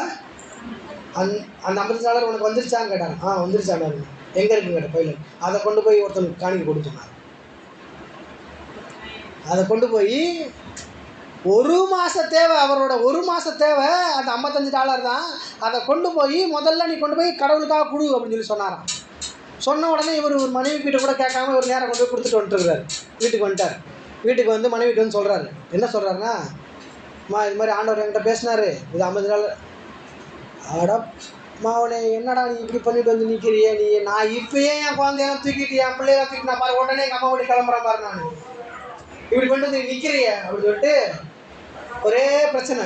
இவர் என்ன பண்ணிட்டாரு, நான் அதெல்லாம் தெரியலம்மா, ஆண்டவர் கொடுக்க சொன்னார், நான் கொடுத்துட்டு வந்துட்டேன் அப்படின்னு சொல்லிட்டு தூங்குறாங்க. நான் நைட்டு தூங்கி நிற்கிறாங்க. நல்லா கவனிங்க, நல்லா கவனிங்க பிரதர், நல்லா கவனிங்க சிஸ்டர். அன்றைக்கி நைட்டு வீட்டில் தூங்கி நிற்கிறாங்க. கரெக்டாக காலையில் 4 மணி, நல்லா கவனிங்க, காலையில் 4 மணிக்கு யாரோ கதவை வந்து தட்டுறாங்களாம். 4 மணிக்கு யாரோ கதவை வந்து தட்டுறாங்க. ஆனால் இந்த நேரத்தில் யாரும் வந்து கதவை தட்டுறா? யாரும் பால்காரன் கூட இவ்வளோ சீக்கிரமாலாம் வரமாட்டானே, பேப்பர் வேறு கூட இவ்வளோ சீக்கிரமாகலாம் வரமாட்டானே, எவன் தான் அவங்க இந்த நேரத்தில் கதவை தட்டுறான்னு சொல்லிட்டு 4 மணிக்கு போய் கதவை திறக்கிறாரு. கதவை திறந்தா இவங்க சபைக்கு வர்ற ஒரு விசுவாசி ஒருத்தர், என்னப்பா இந்த நேரத்தில் வந்து கதவை தட்டிக்கிட்டு இருக்கிற அப்படின்னு கேட்குறாரு. இல்லை, நைட்டு ஃபுல்லாக எனக்கு தூக்கமே வரல, எனக்கு கடவுள் வந்து தூங்கவே விடலை. அவர் போய் இந்த கவனிங்க கதவை என்னை தட்டி எழுப்பி தூக்கமே வர விடலை. தூக்கமே வரவிடாமல் அவர் தட்டி எழுப்பி நீ இதை கொண்டு நீங்கள் சம்பாதிச்சு வச்சிருக்க. அவர் சம்பாதிச்சு, விவசாயி அவர் சம்பாதிச்சு எத்தனை வருஷமாக சம்பாதிச்சு எவ்வளோ நாளாக சம்பாதிச்சு வச்சுருக்காருன்னு தெரில. சம்பாதிச்சு அந்த காலத்துலாம் பேங்க்லாம் கிடையாது பாருங்கள், இந்த காலத்தில் பேங்க்லாம் கிடையாது. சம்பாதிக்கிறத என்ன பண்ணுவாங்க அப்படின்னா, தோண்டி மண் போட்டு புதைச்சி வச்சுருவாங்க, அதுக்கு அடையாளம் வச்சு வச்சுருவாங்க, அவங்க நிலத்தில் போட்டு புதைச்சி வச்சுருவாங்க. நீ அங்கே புதைச்சி வச்சுருக்க இல்லையா, அதை தோண்டி எடுத்து கொண்டு போய் அந்த ஊழியர் கொண்டு போய் கொடுன்னு சொன்னாராம் தேவன். அதனால் நான் அதை தோண்டி எடுத்துகிட்டு நைட்டு ஃபுல்லாக உங்களுக்கு கொடுக்குறதுக்காக நைட்டு ஃபுல்லாக தூங்காமல் முடிச்சுன்னு இருக்கிறேன், எனக்கு தூக்கமே வரல, கொண்டு கொடுத்துட்டு போனால் தான் நீங்கள் நிம்மதியாக தூக்கம் வரும் போல் அப்படின்னு சொல்லிட்டு அவர் கையில் வந்து கொடுத்தாராம். கொடுத்த உடனே அது எவ்வளோ இருந்துச்சு தெரியுங்களா? $400. $400னா $55 மாதிரி 8 மடங்கு இருந்துச்சான். அவர் கொடுத்த $55 கொடுத்து 24 மணி நேரமே ஆகலை, அதுக்குள்ளாக அதை 8 மடங்காக பெருக்கி தேவன் அவர் கையில் கொடுத்தாராம். அன்னைக்கு தான் சொன்னாராம், அவர் விதையை எதுக்காக கொடுக்க சொல்கிறாரு அப்படின்னா, இது விதையை நீங்கள் அந்த அவர் $55 கொடுக்கும்போது, $55 கொண்டு இன்னொருத்தருக்கு காணிக்கையாக கொடுக்கும்போது அவர் என்ன சொன்னார் அப்படின்னா, என்கிட்ட இருந்த ஒட்டுமொத்த பணத்தையும் ஒட்டுமொத்த அமௌண்ட்டையும் நான் கடவுளுக்காக கொடுத்துட்டேன். அப்படின்னா நான் இப்போ என்ன பண்ணுறேன் அப்படின்னா, நான் என்னுடைய கையை மனுஷங்கக்கிட்ட நீட்டலை, என்னோட கையை விசுவாசிகிட்ட நீட்டல, என்னோட கையை என் சபை மக்கள் கிட்ட நீட்டல, என் கையை இந்த உலகத்தில் இருக்கிற எந்த மனுஷன் கிட்ட நீட்டல. எப்படி ஆபிரகாம் வந்து அவனுடைய எல்லா சொத்தையும் வந்து அந்த ராஜா எடுத்துக்கன்னு சொல்லும் போது, எனக்கு எந்த சொத்தும் வேணாம், நீ எல்லா சொத்தையும் நீயே எடுத்துக்க, ஜனங்களை என்கிட்ட கொடுன்னு சொல்லிட்டு மொத்த சொத்தை அவங்ககிட்ட கொடுத்துட்டு அவன் தேவனை நோக்கி எப்படி கையை நீட்டினானோ அதே போல அந்த போதகர், அந்த ஓரல் ராபர்ட்ஸ் அந்த போதகர் மொத்த காணிக்கையை கொடுத்து விட்டுட்டு தேவன் என் ஆதாரம் தேவனை நோக்கி கையை நீட்டினார் பிரியமானவர்களே. அப்பதான் அவருக்கு 24 மணி நேரத்துல அவருக்கு அதை விட 6 மடங்கு கொடுத்துச்சு பிரியமா, நடந்துச்சு பிரியமானவர்களே.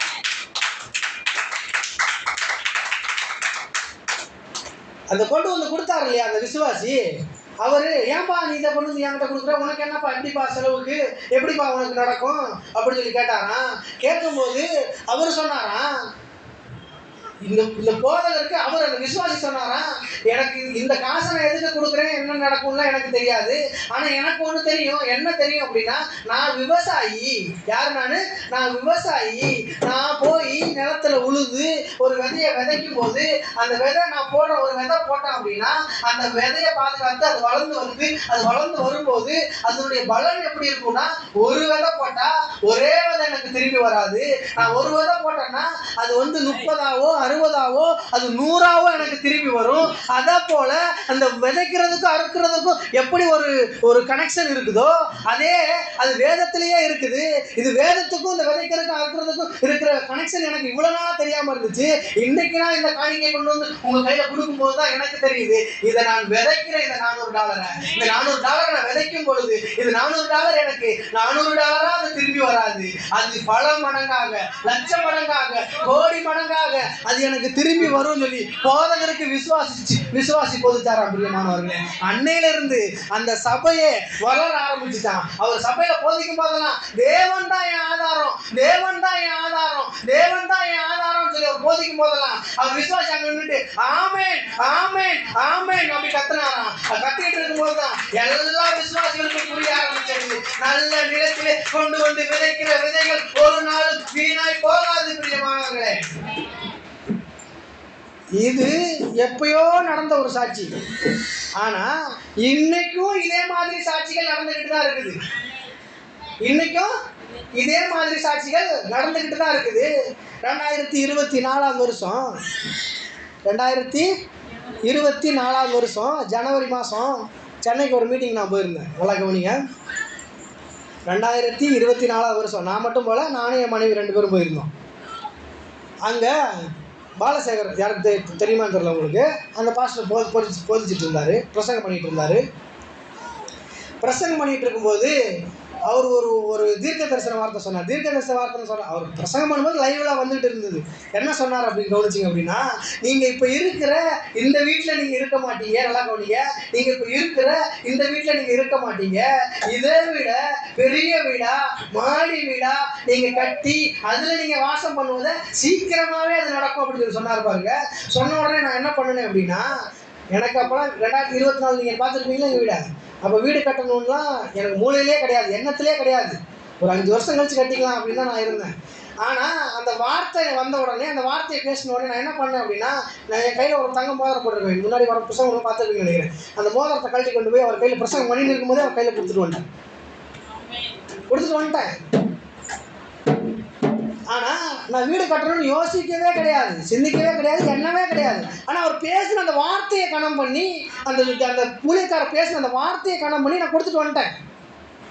எங்கள் வீட்டுக்கு பின்னாடி பார்த்துருக்கீங்களா, வெறும் முள்ளு மரமாக இருந்துச்சுல்ல, முன்னாடி இருந்துச்சா இல்லையா?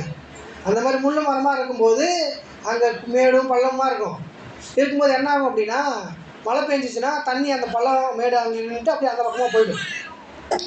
இப்போ என்ன பண்ணிட்டாருன்னா, அங்கே ராஜா என்ன பண்ணிட்டாருன்னா மொத்தத்தையும் க்ளீன் பண்ணிட்டார். க்ளீன் பண்ணி அவங்க ஏரியாவை மேடாக்கிட்டார். மேடாக்கினோடனே என்ன ஆகுதுன்னா, பெய்கிற மழையெல்லாம் பெஞ்சு மொத்த தண்ணி எங்கள் வீட்டுக்குள்ளே தான் வருது. பெய்கிற மழையெல்லாம் பெஞ்சு எங்கள் வீட்டுக்குள்ளே தான் தண்ணியெல்லாம் வருது. என்னடா பண்ணுறது, இப்படி ஆகிப்போச்சு அப்படின்னு நினச்சி நான் என்ன பண்ணேன் அப்படின்னா, ஒரு 2 லோடு மண் கொட்டினேன். ஒரு லோடு 20,000 சொல்லிட்டு 2 லோடு மண் கொட்டி, அந்த 2 லோடு மண்ணை வாரி வீட்டுக்குள்ளாடி போடுறதுக்கு 10 ஆள் வச்சு 20,000 சம்பளம் கொடுத்து 60,000 செலவு பண்ணி மண் கொட்டிட்டேன். இதை சுற்றி கொட்டிட்டேன். முன்னாடியாச்சும் மழை பெஞ்சு தண்ணி மட்டும் தான் வந்துக்கிட்டு இருந்துச்சு. இப்போ என்ன ஆகுதுன்னா, மண் சுற்றி கொட்டினதுனால மழை பெஞ்சு மண்ணும் சேர்ந்து வீட்டுக்குள்ள வர ஆரம்பிச்சிருச்சு. இப்போது சாதாரண மனுஷனாக இருந்தால், நல்லா கவனிங்க, சாதாரண மனுஷனாக இருந்தால் என்ன யோசிக்கிறோம் அப்படின்னா, நம்ம பாடுற கடவுளுக்கு வந்து இப்படி விதைச்சிட்டு வந்தோம், இவ்வளோ அறுவடை இது பண்ணுறோம், இவ்வளோ சம்பளம் வாங்குறோம், இவ்வளோ தேசம் கொடுக்குறோம், இவ்வளோ காணிக்கை கொடுக்குறோம், இப்படியெல்லாம் பண்ணுறோம். ஆனால் இந்த கடவுளுக்கு கண்ணே இல்லையா? இப்படி நாம தேவனை துதிக்கிறோமே, இப்படி ஆராதிக்கிறோமே, இப்படி இவ்வளோ பண்ணுறோமே, இந்த கஷ்டத்தில் போயிட்டு பாரு, அவன் மேடாக்கிட்டான், தண்ணி உள்ள வருது, மண் உள்ள வருது, என்ன நடக்குதுன்னு கவனிங்களேன். என்ன நடக்குது அப்படின்னா, நம்ம உலக பிரகாரமா பார்த்தோம் அப்படின்னா, வெளி பிரகாரமா பார்த்தோம் அப்படின்னா, பிசிக்கலா பார்த்தோம் அப்படின்னா ஒரு பிரச்சனை வந்து நிற்குது. தண்ணி வர்றது ஒரு பிரச்சனை, மண் வர்றது ஒரு பிரச்சனை, பிரச்சனை மேல பிரச்சனை மேல பிரச்சனை மேல பிரச்சனை வந்துகிட்டே இருக்குது. ஆனா பிசிக்கலா பார்க்கும்போது ஒரு பிரச்சனை உண்டாயிருக்குது. ஒரு இப்படி நம்ம நல்லா தானே வாழ்ந்துட்டு இருந்தோம், நல்லா தானே போயிட்டு இருந்துச்சு வாழ்க்கை, திடீர்னு வந்து இந்த பிரச்சனையா வந்து நிற்குது அப்படின்னு நம்ம யோசிக்கிறோம். ஆனால் நல்லா கவனிங்க, ஏன் பிரச்சனை வருது அப்படின்னா, எதுக்காக மண்ணை கொண்டு வந்து கொட்டினா, எதுக்காக அவர் க்ளீன் பண்ணாரு, எதுக்காக எங்கள் வீடு பள்ளமாச்சு, எதுக்காக தண்ணி வந்துச்சு. நம்ம வெளிப்பிரகாரமாக பார்க்கும்போது என்ன யோசனை வருது அப்படின்னா, இந்த கடவுள் வந்து நம்ம இவ்வளோ பண்ணுறோம், ஆனால் கூட நமக்கு தான் பிரச்சனையை மாற்றி மாற்றி கொடுத்துக்கிட்டே இருக்கிறாரு அப்படின்னு நம்ம யோசிக்கிறோம். பிரச்சனை வரல பிரதர், நல்லா கவனிங்க, பிரச்சனை வரல, உங்களுக்கு கஷ்டம் வரல. என்னன்னா, நீங்க விதைச்ச விதை வேலை செய்யுது. என்ன நடக்குது? விதைச்ச விதை வேலை செய்யுது பிரதர், விதைச்ச விதை வேலை செய்யுது. விதைச்ச விதை வேலை செய்யறதுனாலதான் உங்களுக்கு பிரச்சனை வருது. ஏன்னா இப்போ அவர் கிளீன் பண்ணாம இருந்திருந்தாரு அப்படின்னா, நான் வந்து எங்க வீடை கட்டியிருக்கவே மாட்டேன், இன்னும் பழைய வீட்டில் தான் இருந்துகிட்டு இருப்பேன். ஆனால் வீடை கட்டுறது ஒரு விதை விதைச்சிட்டு வந்துட்டேன் இல்லையா, அந்த விதை மண்ணில் போட்டாச்சு. அந்த போட்ட விதை என்ன பண்ணணும்னா மண்ணுக்குள்ள தூங்காது, விதை தூங்காது. அது என்ன பண்ணணும்னா அதோட வேலையை மண்ணுக்குள்ள செய்யும். அது வந்து முளைக்கும், முளைச்சு விளைய விடும்போது பார்த்தீங்கன்னா மண் அதை மூடி இருக்கும். மூடி இருக்கும் போது அந்த இலைக்கு அது பிரச்சனையாக தான் இருக்கும், அதோட வேலை விட முடியாது, கடினமாக தான் இருக்கும். அது பிரச்சனை மாதிரி தான் தெரியும், அது கஷ்டம் மாதிரி தான் தெரியும், அது கஷ்டமாக தான் இருக்கும், அந்த இலையால வெளியில் வர முடியாது. நீங்கள் பிரச்சனை வரும்போது என்ன யோசிக்கிறீங்க அப்படின்னா, கடவுளே ஏன்பா எனக்கு இந்த பிரச்சனையை கொடுத்தீங்க அப்படின்னு யோசிக்கிறீங்க. நான் சொல்லுகிறேன், எதை நீங்க பிரச்சனைன்னு யோசிக்கிறீங்களோ, எதை நீங்க கஷ்டம்னு யோசிக்கிறீங்களோ, எதை நீங்க வந்து உங்களால் முடியாதுன்னு யோசிக்கிறீங்களோ, அந்த கஷ்டத்துக்குள்ளதான் உங்களுக்கு தீர்வு இருக்கிறது பிரியமானவர்களே. மண்ணை கொண்டு வந்து கொட்டினதுனால என்னாச்சு அப்படின்னா, வீடு உள்ள மண் வர ஆரம்பிச்சிச்சு, தண்ணி வர ஆரம்பிச்சிச்சு. என்ன நடந்துச்சு தெரியல. ஒரே ஒரு 2024 காணிக்கை கொடுத்துட்டு வந்தேன், 2025 டிசம்பர்ல நாங்க வீடு குடிக்கிற பாலாச்சு வீடு கொடுத்தோம். வேலை செய்யணும். இன்னைக்கு இல்ல, என்னைக்கு இல்ல, இந்த இரவும் பகலும் இருக்கிற வரைக்கும், இந்த விதைப்பும் அறுப்பும் இருக்கிற வரைக்கும் அந்த விதை வேலை செஞ்சு கொண்டே இருக்கும் பிரியமானவர்களே. இது லைவா நான் சொல்ற சாட்சி. இது மட்டும் இல்லை, இன்னும் இருக்கு கவனிங்க. ஜெசோரியான் பாஸ்டர் தெரியுமா? யாருன்னா தெரியுமா? எல்லாருக்கும் தெரியும், 2-3 பேருக்கு தெரியும் நினைக்கிறேன். அவரு போன வாரம் நாங்கள் நேற்று 2 நாள் மீட்டிங் போயிருந்தோம்ல, அப்போ அவரே சொன்னது, வயல் சொன்ன சாட்சி தான். கவனிங்க, அவங்க சபை கட்டணும்னு சொல்லிட்டு, நல்லா கவனிங்க, சபை கட்டணும்னு சொல்லிட்டு சபையில் அலௌன்ஸ் பண்ணி ஒரு இவ்வளோ ரூபாய் சபை கட்டுறதுக்காக தேவைப்படுதுன்னு சொல்லிட்டாங்க. ஒரு அமௌண்ட்டு ஒரு 10 கோடி தேவைப்படுது சபை கட்டுறதுன்னு சொல்லிட்டாங்க.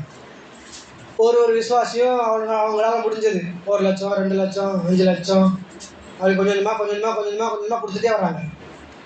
கொடுத்துட்டே வரும்போது அது ஒரு 90 லட்சம் கிட்ட வந்துருச்சு. எவ்வளோ வந்துருச்சு? 90 லட்சம் கிட்ட வந்துருச்சு. இன்னொரு 10 லட்சம் தேவைப்படுது. 90 லட்சம், 10 கோடி தேவை. அதில் 1 கோடி கிட்ட நெருங்க போகுது. நல்லா கவனிங்க, 1 கோடி கிட்ட நெருங்க போகுது சபை கட்டுறதுக்காக வச்சுருக்கோம். இப்போ 1 கோடி நீங்கள் சபை கட்டணுன்னு இருக்கிறீங்க, உங்களுக்கு ஒரு 1 கோடி வந்துருச்சு, வரப்போகுது அப்படின்னா நீங்கள் என்ன பண்ணுவீங்க? ஓகே, 1 கோடி வந்துருச்சு, கொஞ்சம் வேலையை ஸ்டார்ட் பண்ணலாம், வேலையை ஆரம்பிக்கலாம் அப்படின்னு சொல்லிட்டு கொஞ்சம் மண் வாங்கி போடுறதோ, பள்ள நோண்டுறதோ, பேஸ் போடுறதோ போட்டு ரெடி பண்ணிடலாம் அப்படி தானே நாம் யோசிப்போம். இவர் என்ன பண்ணார் அப்படின்னா, அது அவர் காசும் கிடையாது. ஏன்னா சபை மக்கள் தான் சபை கட்டணுன்றக்கா அங்கங்கே கொஞ்சம் கொஞ்சமாக கொடுத்து வந்திருக்கு. இப்போ 90 லட்சம் கிட்ட வந்துருச்சு. இந்த இன்னும் ஒரு 2-3 வாரம் ஆச்சுன்னா அது 1 கோடியாக ஆகிடும். 1 கோடியாக ஆகிடும். இப்போ நம்ம என்ன பண்ண போகிறோம் அப்படின்னா, அந்த 1 கோடியையும் அப்படியே காணிக்கை கொடுக்க போகிறோம். அப்படி சொன்னால் என்ன நினைப்பாங்க எல்லாரும்? சபை மக்கள் என்ன நினைப்பாங்க? என்னடா இந்த மனுஷனுக்கு எதாவது புத்தி கித்தி கெட்டு போச்சா? சபை கட்டணும்னு சொல்லி இவ்வளோ தூரம் கஷ்டப்பட்டு காசெல்லாம் சேர்த்து இப்போ தான் 1 கோடி கிட்ட வரப்போகுது. இந்த 1 கோடியையும் மொத்தத்தையும் கொண்டு போய் ஒரு காணிக்கை போட்டணும்னு சொல்கிறாரு இவர். என்ன யோசிப்பாங்க மக்கள்லாம்? எல்லாருமே நான் கஷ்டப்பட்டு கொடுத்தேன் சபை கட்டணும்னு சொல்லிட்டு இவர் கொண்டு போய் காணிக்கை கொடுத்துறோன்னு சொல்கிறாரு. இது எப்படி நடக்கும்? இது எப்படி இதுவாகும் சொல்லிட்டு எத்தனை பேர் யோசிச்சிருப்பாங்க. நல்லா கவனிங்க. இவர் அவங்க தலைமை பாஸ்டருக்கு கொடுக்கணும்னு சொல்லிட்டு ஒரு கோடி செக் எழுதிட்டு இருக்கிறார். அடுத்த வாரம் இன்னைக்கு ஞாயிற்றுக்கிழமை இன்னைக்கு கொண்டு போய் கொடுக்குறாங்க. ஏன்னா இன்னைக்கு கொடுக்கணும்னு சொல்லிட்டு செக் எழுதி வச்சுட்டு இருக்கிறார். சபை மக்கள்லாம் என்ன யோசிக்கிறாங்க, சபை கட்டணும்னு இருக்கிறத கொண்டு போய் கொடுக்கணும்னு சொல்கிறாரு, எப்படி இது நடக்கும், எப்படி என்ன ஆகும், அப்புறம் திரும்பி எப்படி ஒரு சபையை கட்டுவார் அப்படின்னு எல்லாரும் யோசிச்சுட்டு இருக்கும்போது இவர் என்ன பண்ணுறாருன்னா ஒரு கோடி செக் எழுதி கொண்டு போய் கொடுக்குறதுக்கு ரெடி ஆகிட்டார். ஆனால் இவர் டிக்ளேர் பண்ணுறாரு. அப்படின்னா என்ன சொல்கிறாரு அப்படின்னா, இந்த சபையோட ஒரு கோடியை அவருக்கு காணிக்கையாக கொடுக்குறதுக்கு முன்னாடி, இந்த சபையோட காசை ஒரு கோடி ரூபாயை காணிக்கையாக கொண்டு போய் தலைமை பாஸ்டர் கொடுக்குறதுக்கு முன்னாடி நான் என்னோட பர்சனல் அக்கௌண்ட்லேருந்து ஒரு கோடி ரூபா நான் வந்து காணிக்கையாக கொடுக்கணும்னு விரும்புகிறேன், நினைக்கிறேன் அப்படின்னு சொல்லி அவர் சபையிலேயே சொல்கிறார். ஓப்பனாக சொல்லியிருக்காரு. நீங்கள் வேணால் முன்னாடி மெசேஜ் நம்ம கேட்டிங்கன்னா தெரியும், சொல்லியிருக்கிறாரு. சொல்லியிருக்கும் போது என்ன நடக்குது அப்படின்னா, யாருமே தெரியாத ஒரு மனுஷன் வந்து ஒரே செக்கில் ஒரு கோடி காணிக்கை கொடுத்துட்டு போயிட்டாங்க.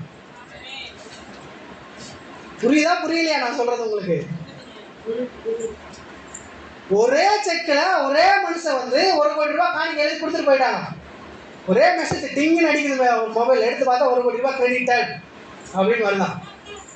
நான் சொல்கிறேன், அந்த கடவுள் விதைக்கணும்னு நினைக்கிறதுக்கு முன்னாடியே, அவர் விதைக்கணும்னு நினைச்சாரு, விதைக்கணும்னு எழுதி வச்சிருந்தாரு, விதைக்கணும்னு நினைக்கிறதுக்கு முன்னாடியே இந்த கடவுள் வந்து எல்லாத்துக்கும் தேவையானதுக்கு காரியங்களை மாற்றி அமைத்து, சூழ்நிலைகளை மாற்றி அமைத்து, இல்லாதவைகளை இருக்கிறவைகளை போல அழைக்கிற தேவன் பிரியமானவர்கள் இவர். நான் சொல்லுகிறேன், நீங்கள் கொடுக்கிறதான ஒவ்வொரு விதைகளும் நல்ல நிலத்திலே விதைக்கப்படுகிறதான ஒவ்வொரு விதைகளுக்கும் கண்டிப்பாய் பலன் திரும்ப வரும் பிரியமானவர்களே. இன்னொன்னு நான் சொல்லிடுறேன், நல்லா கவனிச்சுக்கோங்க. நான் வந்து தசமபாகம் கொடுங்க, காணிக்கை கொடுங்க அப்படின்னு சொல்லி நீ கொடுத்தே ஆகணும் அப்படின்றதுக்காக நான் போதிக்கவே கிடையாது. நீங்கள் அப்படிலாம் உங்கள் மனசு இவர் பாரு எப்படியாவது இது பண்ணுறதுக்காக காணிக்கை நிறையா வரணுன்றதுக்காக போதிக்கிறாரு போல் அப்படின்னு உங்கள் மனசில் நினச்சிங்க அப்படின்னா, நீங்கள் உங்கள் காசை எடுத்து உங்களால் எங்கே அதிகமாக எடுக்க முடியாத ஒரு இடத்துல ஒழிச்சு வைக்க முடியுமோ அந்த இடத்துல நீங்கள் ஒழிச்சு வச்சுக்கோங்க. கொடுக்கவே வேணாம். அப்படிலாம் யாருமே கொடுக்கவே கூடாது, அது தப்பு. நீங்கள் வந்து இவர் காணிக்கை கேட்குறாரு, சபைக்கு கொடுத்தாகணுமே ஒரு விசனமாவோ ஒரு கட்டாயமாவோ நீங்கள் சபைக்கு எந்த ஒரு மனுஷனும் காணிக்கை கொடுக்க வேண்டிய அவசியமே கிடையாது. என்னைக்கு நீங்கள் வேதத்தை படித்து கடவுளுடைய வார்த்தையை படித்து உண்மையிலேயே நான் விதைக்கிற விதை எனக்கு வந்து விளையுதுன்றதை நம்பி நீங்கள் கொடுக்கணும் மட்டும் கொடுங்க. நீங்கள் ஒரு விசனமாவோ ஒரு கட்டாயமாவோ இதை கொடுக்கணுமா கடவுளுக்கு அப்படின்னு சொல்லி நீங்கள் கொடுக்கறது அது விளையவே விளையாது, நடக்கவே நடக்காது. நான் சொல்றேன், உண்மையிலேயே வேதம் இதெல்லாம் சொல்லுதா? உண்மையிலேயே வேதம் இதைதான் சொல்லுதா? இப்படிதான் நடக்கணுமா, அது கொடுக்கதான் செய்யணுமான்றது உங்களுக்கு முழு மனதா என்னைக்கு உங்க மனதுல காணித்தரமா கரெக்ட் தான் விதைக்கணும்னு தோணுதோ அன்னைக்கு கொண்டு வந்து கொடுங்க பிரியமானவர்களே. இப்ப நீங்க கொடுக்கணும்னு அவசியம் கிடையாது. இன்னும் நீங்க கவனிச்சிங்க அப்படின்னா, ஆபிரகாம் தசமபாகம் கொடுத்தானா? நீங்கள் லேட்டாக தானே வரீங்க சபைக்கு, அதனால் இனிமேல் டெய்லியுமே 11 மணிக்கு தான் உங்களை விடலான்னு இருக்கு.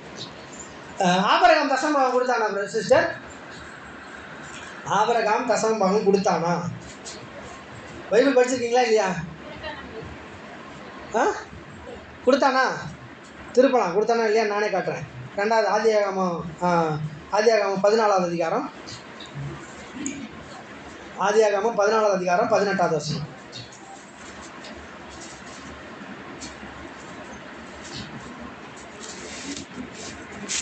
ஆதியாகமம் 14வது அதிகாரம் 18வது வசனம். இவ்வளோ நேரம்லாம் ஆகக்கூடாது. இனிமேல் அடுத்த வருங்காலத்துல எல்லாம் நான் வசனம் சொல்றதுக்கு முன்னாடியே எடுத்து வாசிக்கணும்.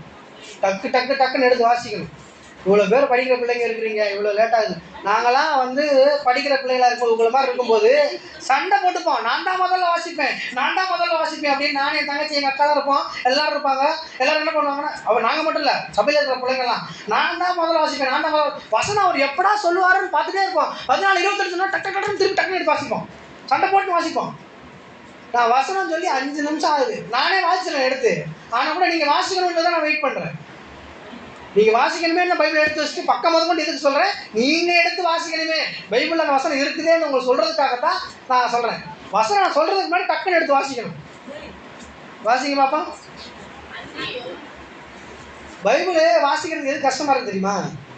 பைபிள் வாசிக்கும்போது இப்பொழுது அப்பொழுது பூர்வ நாட்கள் அது எதுக்கு அப்படி வருதுன்னு தெரியுமா? நம்ம பைபிளே இல்லைன்னு படிக்கிறது இல்லைன்னு தெரியுது. நீங்கள் ஒரு நாளைக்கு ஒரு வசனம் வாசிச்சிங்கன்னா, நல்லா கவனிங்களே, ஒரு நாளைக்கு நல்லா கவனிங்க, எல்லாருமே கவனிச்சுக்கோங்க. ஒரு நாளைக்கு நீங்கள் ஒரு வசனம் வாசிச்சிங்கன்னா, டெய்லியும் ஒரு வசனம் வாசிச்சிங்கன்னா, சன் டிவியில் நியூஸ் வாசிக்கிறாங்க இல்லையா, சன் டிவியில் நியூஸ் வாசிக்கிறாங்கல்ல, அவங்கள விட நல்லா வாசிக்கலாம் நீங்கள். ஒரு நல்லா கவனிங்க சார், உண்மை இது உண்மையை சொல்கிறேன். இப்போ நான் விளையாட்டு தான் சொல்ல, உண்மையை சொல்கிறேன். ஒரு நாளைக்கு ஒரு வசனம் வாசிச்சிங்கன்னா எப்படி சொல்லுங்க? ஒரு நாளைக்கு கவனிங்க சிஸ்டர், ஒரு நாளைக்கு ஒரு வசனம் நீங்கள் வாசிச்சிங்க அப்படின்னா, சன் டிவியில் நியூஸ் வாசிக்கிறான் இல்லையா, அவன் கூட பிளவிட்டுருவானா, அவன் பிளவிட்டுருவான். ஆனால் நீங்கள் நல்லா வாசிப்பீங்க. ஒரு நாளைக்கு ஒரு வசனம் சபை வாசிச்சிங்கன்னா, அப்போ ஒரு நாளைக்கு ஒரு அதிகாரம் வாசிச்சிங்கன்னா, நல்லா கவனிங்க, ஒரு நாளைக்கு ஒரு அதிகாரம் வாசிச்சிங்கன்னா நீங்கள் பைபிளை சராமரியாக வாசிக்கலாம். நான் சொன்ன உடனே கடற்கடன்னு வாசிக்க முடியும். புரியுதா நான் சொல்கிறது? நாங்கள்லாம் அப்படி வாசித்து ப்ராக்டிஸ் பண்ணவங்க தான். ப்ராக்டிஸ் பண்ணதுனால தான் வசனம்லாம் ஒரு சில வசனம் எடுக்காமே நாங்கள் வாசிப்போம். ஓகே, வாசிங்க. என்ன வசனம் சொன்ன ஞாபகம் இருக்கா? திரும்பி சொல்லிட்டா? ஆதியாகமம் 14வது அதிகாரம் 14வது அதிகாரம் 18வது வசனம் வாசிங்க. அன்றியும்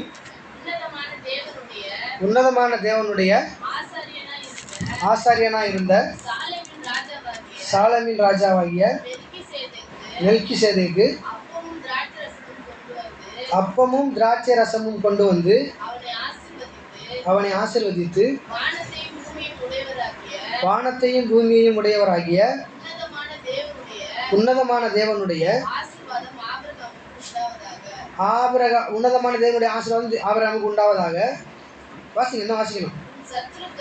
உன் சத்துருக்களை உன் கையில் ஒப்பு கொடுத்த உன்னதமான தேவனுக்கு ஸ்தோத்திரம் என்று சொன்னான். இவனுக்கு ஆபிரகாம் என்ன பண்ணனா? யாருக்கு கொடுத்தான்?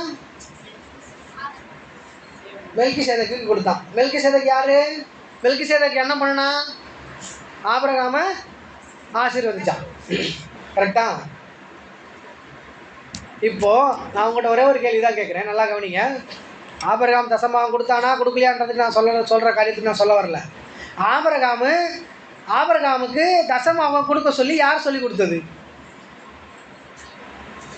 இதுக்கு முன்னாடி இந்த பைபிளில் இந்த வசனத்துக்கு இதுக்கு முன்னாடி பைபிள் 1ஆம் அதிகாரத்துலேருந்து 13ஆம் அதிகாரம் வரை நீங்கள் வாசித்து பார்த்துக்கோங்க. வீட்டில் போய் வாசித்து பார்த்துக்குங்க, நீங்கள் தேடி கூட பார்த்துக்குங்க. இதுக்கு முன்னாடி எங்கேயாச்சும் யாராச்சும் தசம்பாவம் கொடுத்தாங்கன்னு போட்டிருக்குதான்னு பாருங்கள். போட்டிருக்கான்னு பாருங்கள், நீங்களே செக் பண்ணி பார்த்துக்குங்க. எனக்கு தெரிஞ்சு போடலை, மேபி போடுறதா எனக்கு காட்டுங்க என்ன. ஆனால் காணிக்கை போட்டு கொடுத்துருக்காங்க. ஆபேலையே காணிக்கை கொடுத்துருக்கான், காயினே காணிக்கை கொடுக்க வந்தால், ஆபேலே காணிக்கை கொடுக்க வந்தால், காணிக்கை கொடுக்க வந்ததெல்லாம் பிரச்சனையாகி தான் சண்டை போட்டு இது பண்ணானுங்க. ஆனால் தசம பாகம்ன்றத ஆபிரகாமுக்கு முன்னாடி யாருமே கொடுத்ததா எனக்கு தெரியல. நானும் படித்த வரைக்கும் எனக்கு தெரியல, கொடுத்ததா தெரியல. அப்போது ஆபிரகாமுக்கு யார் சொல்லி கொடுத்தது தசம பாகம் கொடுக்க சொல்லி? யார் சொல்லி கொடுத்தது? தேவன் எப்பயாவது ஆபிரகாம்கிட்ட பேசும்போது எனக்கு வந்து தசம பாகம் கொடுப்பா அப்படின்னு சொல்லி சொன்னாரா? சொல்லுங்க பாப்பா. சொல்லலை. தேவன் தசமபாகம் கொடுக்குன்னு சொல்லலை. ஆனால் எப்படி ஆபிரகாமுக்கு தசமபாகம் கொடுக்கணுன்றது தெரியுது? எப்படி தசமபாகம் கொடுக்கணுன்றது ஆபிரகாமுக்கு தெரியுது? நம்ம நினைக்கிறோம் அப்போ இவங்களே வந்து உருவாக்கிக்கிட்டாங்க போல தசமபாகம் அப்படின்னு ஒன்று, இவங்களே உருவாக்கிக்கிட்டாங்க போல அப்படின்னு சொல்லி நம்ம நினைக்கிறோம். இவர் ஏதோ காணிக்கை நிறையா வேணுன்றதுக்காக தசம்பாகம் இவர் பேசிகிட்டு இருக்கிறார் போல அப்படின்னு நீங்கள் நினைக்கலாம். நாங்களாம் இந்த அளவுக்கு ஆசீர்வாதமாக வாழ்ந்துருக்கிறதுக்கு ஒரு முக்கிய காரணம் என்னன்னு கவனிச்சிங்க அப்படின்னா, எங்கள் அப்பா இருக்கிறாங்க இல்லையா, நான் ஏற்கனவே சொல்லியிருக்கேன்னு நினைக்கிறேன். ரொம்ப கஷ்டப்பட்டு வளர்கிற குடும்பம் தான். இன்றைக்கி சாப்பாடு செய்யணும் அப்படின்னா அந்த வேலிக்கருவில் முள் இருக்கு இல்லையா, அது முள் வெட்டின்னு போயிட்டு பக்கத்தில் இருக்க சிட்டி, இந்த மாதிரி கிராமம் எங்களது கும்மிடிப்படி சிட்டி இருக்கா, அது மாதிரி அந்த சிட்டியில் போயிட்டு அந்த மரம் விற்கணும். அதை விற்றோம்னா 20 ரூபா கிடைக்கும். எவ்வளோ கிடைக்கும்? 20 ரூபா கிடைக்கும். அந்த 20 ரூபாயில் நல்லா கவனிங்க, அந்த 20 ரூபாயில் என்ன பண்ணுவாங்க எங்கள் அம்மா அப்படின்னா, 2 ரூபாய் எடுத்து வச்சுருவாங்க. 18 ரூபா தான் செலவு பண்ணுவாங்க. அந்த 2 ரூபாய் என்ன? தசம பாகம். அந்த 2 ரூபாயில் ஆரம்பித்த வாழ்க்கை தான், 2 ரூபாயில் ஆரம்பித்த அந்த வாழ்க்கை தான். அது அவங்க செஞ்சது மட்டும் இல்லை, நல்லா கவனிங்க, அது அவங்க செஞ்சது மட்டும் இல்லை. அவங்க பிள்ளை, நாங்கள் எவ்வளோ சின்ன பிள்ளையாக இருந்திருப்போம். அப்போ கவனிங்க, யார் மாதிரி இருக்குன்னா அவனை மாதிரி இருப்பாங்க, பையன் மாதிரி இருக்கும், அந்த ரேஞ்சு தான் இருக்கும். அப்போ 2 ரூபா அவங்க தசம பாகம் எடுத்து வைக்கிறாங்கன்றது அவ்வளோ சின்ன பையனாக இருக்கும் போதே எனக்கு சொல்லிக் கொடுத்தாங்க. எங்கள் அண்ணனுக்கு சொல்லிக் கொடுத்தாங்க, என் தம்பிக்கு சொல்லிக் கொடுத்தாங்க. அந்த 2 ரூபாயில் ஆரம்பித்த வாழ்க்கை தான் இப்போ என்னைக்கு நீங்கள் பாருங்கள், 50 லட்ச ரூபா 60 லட்ச ரூபா ஒரு வீடு கட்டி முடிச்சுட்டு. அப்படி அந்த 2 ரூபாயில் ஆரம்பித்து அந்த தசம பாகம் கொடுக்கணுன்றத விதையை போட்டாங்க எங்கள் அம்மா. அன்றைக்கே அந்த விதையை போட்டாங்க. 2 ரூபா, 20 ரூபானா 2 ரூபா தசமாக கொடுக்கணும், 30 ரூபானா 3 ரூபா தசமாக கொடுக்கணும், 100 ரூபானா 10 ரூபா தசமாக கொடுக்கணும், 1000 ரூபானா 100 ரூபா தசமாக கொடுக்கணும், 10,000 ரூபானா 1000 ரூபா தசமாக கொடுக்கணும்னு அன்னைக்கே எங்களுக்கு போட்டு போட்டு போட்டு போட்டு போட்டு வளர்த்து வந்ததுனால தான் இன்றைக்கி நாங்கள் இந்த அளவுக்கு வளர்ந்து வந்து நிற்கிறோம். இது நான் பெருமைக்காக தான் சொல்லலை பிரதர், பெருமைக்காக சொல்ல சிஸ்டர். இதுதான் வேதத்தினுடைய நியதியே. இதுதான் நீங்க ஆசீர்வதிக்கப்படணும் அப்படின்னா முதல்ல கொடுக்கணும். கொடுத்தாலும் ஆசீர்வதிக்கப்பட முடியும். கொடுக்குறது, ஆசீர்வதிக்கப்படுறதுல முதல் ரூல்ஸ் என்னன்னு கவனிச்சிங்க அப்படின்னா கொடுக்கணும். பிரியமானவர்கள், ஆசீர்வதிக்கப்படணும் அப்படின்னா கொடுக்கணும். கொடுத்தாலும் எப்படி நான் சொல்றேன் அப்படின்னா, எல்லாம் கவனிங்க, எப்படி நான் சொல்றேன் அப்படின்னா, இப்போ உங்க வீட்டுக்கு மூட மூடியா நெல் வரணும்னா என்ன பண்ணணும்? உங்கள் வீட்டுக்கு மூட முடியாது நெல் வரணும்னா நீங்கள் என்ன பண்ணணும்? நெல்லை விதைக்கணும். முதல்ல நெல்லை விதைக்கணும். நெல்லை விதைச்சாதான். விதைக்கிறதுன்றது என்னது? கொடுக்குறான். அவன் நிலத்துக்கு, விவசாயி நிலத்துக்கு நெல்லை கொடுக்குறான். ஃபர்ஸ்ட் கொடுத்தாதான் அவன் திரும்பி நெல்லை பெற்றுக்கொள்ள முடியும். அப்ப ஆசீர்வதிக்கப்படணும் அப்படின்னா முதல் ரூல்ஸ் என்ன? கொடுக்கணும். கடவுளுக்காக கொடுக்கணும். நீங்க கொடுக்கறதுனால என்ன நடக்குது அப்படின்னா, கவனிங்களே, நீங்க கொடுக்கறதுனால என்ன நடக்குது அப்படின்னா, பணத்தை நீங்க கொடுக்கும்போது என்ன பண்றீங்க அப்படின்னா, உங்களுடைய உழைப்பு, நல்லா கவனிங்களே, இப்போ அந்த பணம் தான் நீங்களா இருக்கிறீங்க. பணம் தான் நீங்க. எப்படி பணம் தான் நீங்கன்னு சொல்றேன் அப்படின்னா, காலையில் எழுந்திரிச்சு வேகமாக வேலை செஞ்சுட்டு வேகமாக ஸ்கூலுக்கு கிளப்பி அனுப்பிச்சிட்டு வேகமாக அர்ஜென்டாக எதுக்கு ஓடுறீங்க? எதுக்காக ஓடுறீங்க பிரதர்? எதுக்காக ஓடுறீங்க சிஸ்டர்? பணம் சம்பாதிக்கணும்னு சொல்லி தான் ஓடுறீங்க. பணம் சம்பாதிக்கணும்னு சொல்லி தான் வேகமாக அர்ஜென்டாக எல்லாம் வேலை செஞ்சுட்டு ஓடுறீங்க. எதனால பணம் வருது? நீங்கள் போய் வேலை செய்யறதுனால பணம் வருது. அப்போது அந்த பணம் என்னால் வந்துச்சு? உங்களால் தான் வந்துச்சு. இப்போ நீங்கள் தான் அந்த பணம். உங்களுடைய உழைப்பு தான் அந்த பணம். இப்போ என்ன பண்ணுறீங்கன்னா, அந்த பணத்தை நீ கொண்டு வந்து கடவுளுக்காக கொடுக்கும்போது உங்களுடைய உழைப்பை கடவுளுக்காக கொடுக்குறீங்க. அப்போ உங்களையே நீங்கள் கடவுளுக்காக கொடுக்குறீங்க. உங்களையே நீங்கள் அந்த கடவுளுக்காக கொடுக்கும்போது என்ன சொல்கிறீங்க அப்படின்னா, இதை நான் நம்பி இல்லை, இந்த பணத்தை நான் நம்பி இல்லை, தேவனே உண்மை தான் நான் நம்பி இருக்கிறேன் அப்படின்னு சொல்லி நீங்கள் சொல்கிறீங்க. கரெக்டா? நீங்கள் சொல்கிறீங்க. இப்போ நீங்கள் கொடுக்கறதுனால என்ன ஆகுது அப்படின்னா, நீங்கள் விதைக்கிறதுனால என்ன ஆகுது அப்படின்னா, அது முளைக்குது. 10,000 உங்களுக்கு வருமானம் வந்துட்டு இருந்தது. நீங்கள் கரெக்டாக நீங்கள் ஒரு வருஷம் தசமமாக கொடுத்து பாருங்களேன். நீ 10,000 20,000 மாறலைன்னா நீங்கள் என்னை கேளுங்க. இப்படிதான் நீங்கள் சொன்னீங்க அன்றைக்கி போதிச்சிங்கல்ல, 1000 ரூபாய் தசமமாக மாதம் ஒரு வருஷம் கொடுத்து பாருங்க, 2வது வருஷத்துல அது 20,000 வருமானம் மாறும் சொன்னீங்களா இல்லையா? அப்படி நீங்கள் சட்டையை பிடிச்சி கேளுங்க. நீங்கள், நான் உங்களுக்கு பதில் சொல்கிறேன். ஏன்னா என்னைய சட்டையை பிடிச்சி கேட்கறத விட அவர் என்ன சொல்லியிருக்காரு அப்படின்னா, மல்கியா 3வது அதிகாரம் 10வது வசனத்துல, நீங்க தசம பாகங்களை பண்டாசாலைக்கு கொண்டு வாங்க, இடம் கொள்ளாது போக மட்டும் நான் உங்களை ஆசீர்வதிக்கணும், என்னையா சோதிச்சு பாருங்க அவர் சொல்லியிருக்கிறாரு. சோதிச்சு பாப்பீங்களா? அவரை சோதிச்சு பாருங்க, அவரை சோதனை பண்ணி பாருங்க. நீங்க ஒரு வருஷம் கொடுத்து பாருங்க, நீங்க அந்த 10,000 சம்பாதிச்ச 10,000 20,000 மாறலைன்னா அவரை கூட நீங்க சட்டையை பிடிச்சி கேட்கலாம். நீங்க தான் விளக்கு அப்படி எழுதி வச்சிருக்கீங்களே, எப்படி எனக்கு நடக்காம போகுது நீங்க கேட்கலாம். பிரியமானவர்களே, இதுதான் முதல் ரூல்ஸ். நீங்க ஆசீர்வதிக்கப்படணும் அப்படின்னா, ஆபிரகாம் சீமானா இருந்தான், இடம் கொள்ளாம போற அளவுக்கு ஆசீர்வாதத்தை வச்சிருந்தான்னா அவன் என்ன பண்ணா அப்பதான் காமிச்சல, தசமபாகம் கொடுத்தான். அவன் விதைச்சான். விதைச்சதுனாலதான் அவன் இடம் கொள்ளாத போக மட்டும் ஆசீர்வதிக்கப்பட்டு சீமானா வாழ்ந்திருந்தா பிரியமானவர்களே. நான் இன்னும் இதை குறித்து ஒவ்வொன்றா நிறையா நான் உங்களுக்கு காண்பிக்கணும்னு விரும்புகிறேன். இப்போ ஜெபம் பண்ண போறீங்க, இதெல்லாம் அடுத்த வாரம் பேசுகிறேன், சொல்லிட்டு விட்டு முடிச்சிடுறேன். ஜெபம் பண்ண போறீங்கன்னு வச்சுக்கோங்க, நல்லா கவனிங்க. நீங்கள் ஜெபம் பண்ணுறதுக்காக போறீங்க. ஜெபம் பண்ண போகும்போது என்ன பண்ணுறீங்க? நீங்கள் என்ன பண்ணுறீங்க சொல்லுங்கள்? பிலிப்பியர் 4வது அதிகாரம் 6வது வசனம் இது மட்டும் வாசித்து முடிச்சிடலாம். நீங்கள் இனிமேல் அடுத்த வாரத்துலேருந்து லேட்டாக வந்தீங்கன்னா நான் இனிமேல் லேட்டாக தான் முடிப்பேன். 10 மணிக்கு வந்தீங்க அப்படின்னா 12 மணிக்கு தான் முடிப்பேன். நீங்கள் 9 மணிக்கு வந்தீங்க அப்படின்னா கரெக்டாக 10:30 மணிக்கு நான் முடிச்சிடுவேன். 9 மணிக்கு நீங்கள் வந்தீங்கன்னா நல்லா கவனிங்க, 9 மணிக்கு நீங்கள் வந்துட்டீங்க அப்படின்னா அவர் 9:30க்கு அவர் பாட்டெல்லாம் பாடி ஆராதனை முடிச்சு கொடுத்துருவாரு. 10:30 மணிக்கு நான் பிரசங்க ஆரம்பித்து 9:30க்கு பிரசங்க ஆரம்பித்து 10:30க்கு முடிச்சிடுவேன். நீங்கள் 9:30 மணிக்கு வந்தீங்க அப்படின்னா அவர் 10 மணிக்கு என்கிட்ட கொடுத்தாருன்னா நான் 10 மணிக்கு ஆரம்பிச்சு 11 மணிக்கு தான் லேட்டாக தான் முடிப்பேன். வாசிங்க பிலிப்பியர் 4வது அதிகாரம் 6வது வசனம். நீங்கள் ஒன்றுக்கும் கவலைப்படாமல் எல்லாவற்றையும் குறித்து உங்கள் விண்ணப்பங்களை ஸ்தோத்திரத்தோடு கூடிய ஜெபத்தினாலும் வேண்டுதலினாலும் தேவனுக்கு தெரியப்படுத்துங்கள். நீங்க என்ன பண்றீங்க அப்படின்னா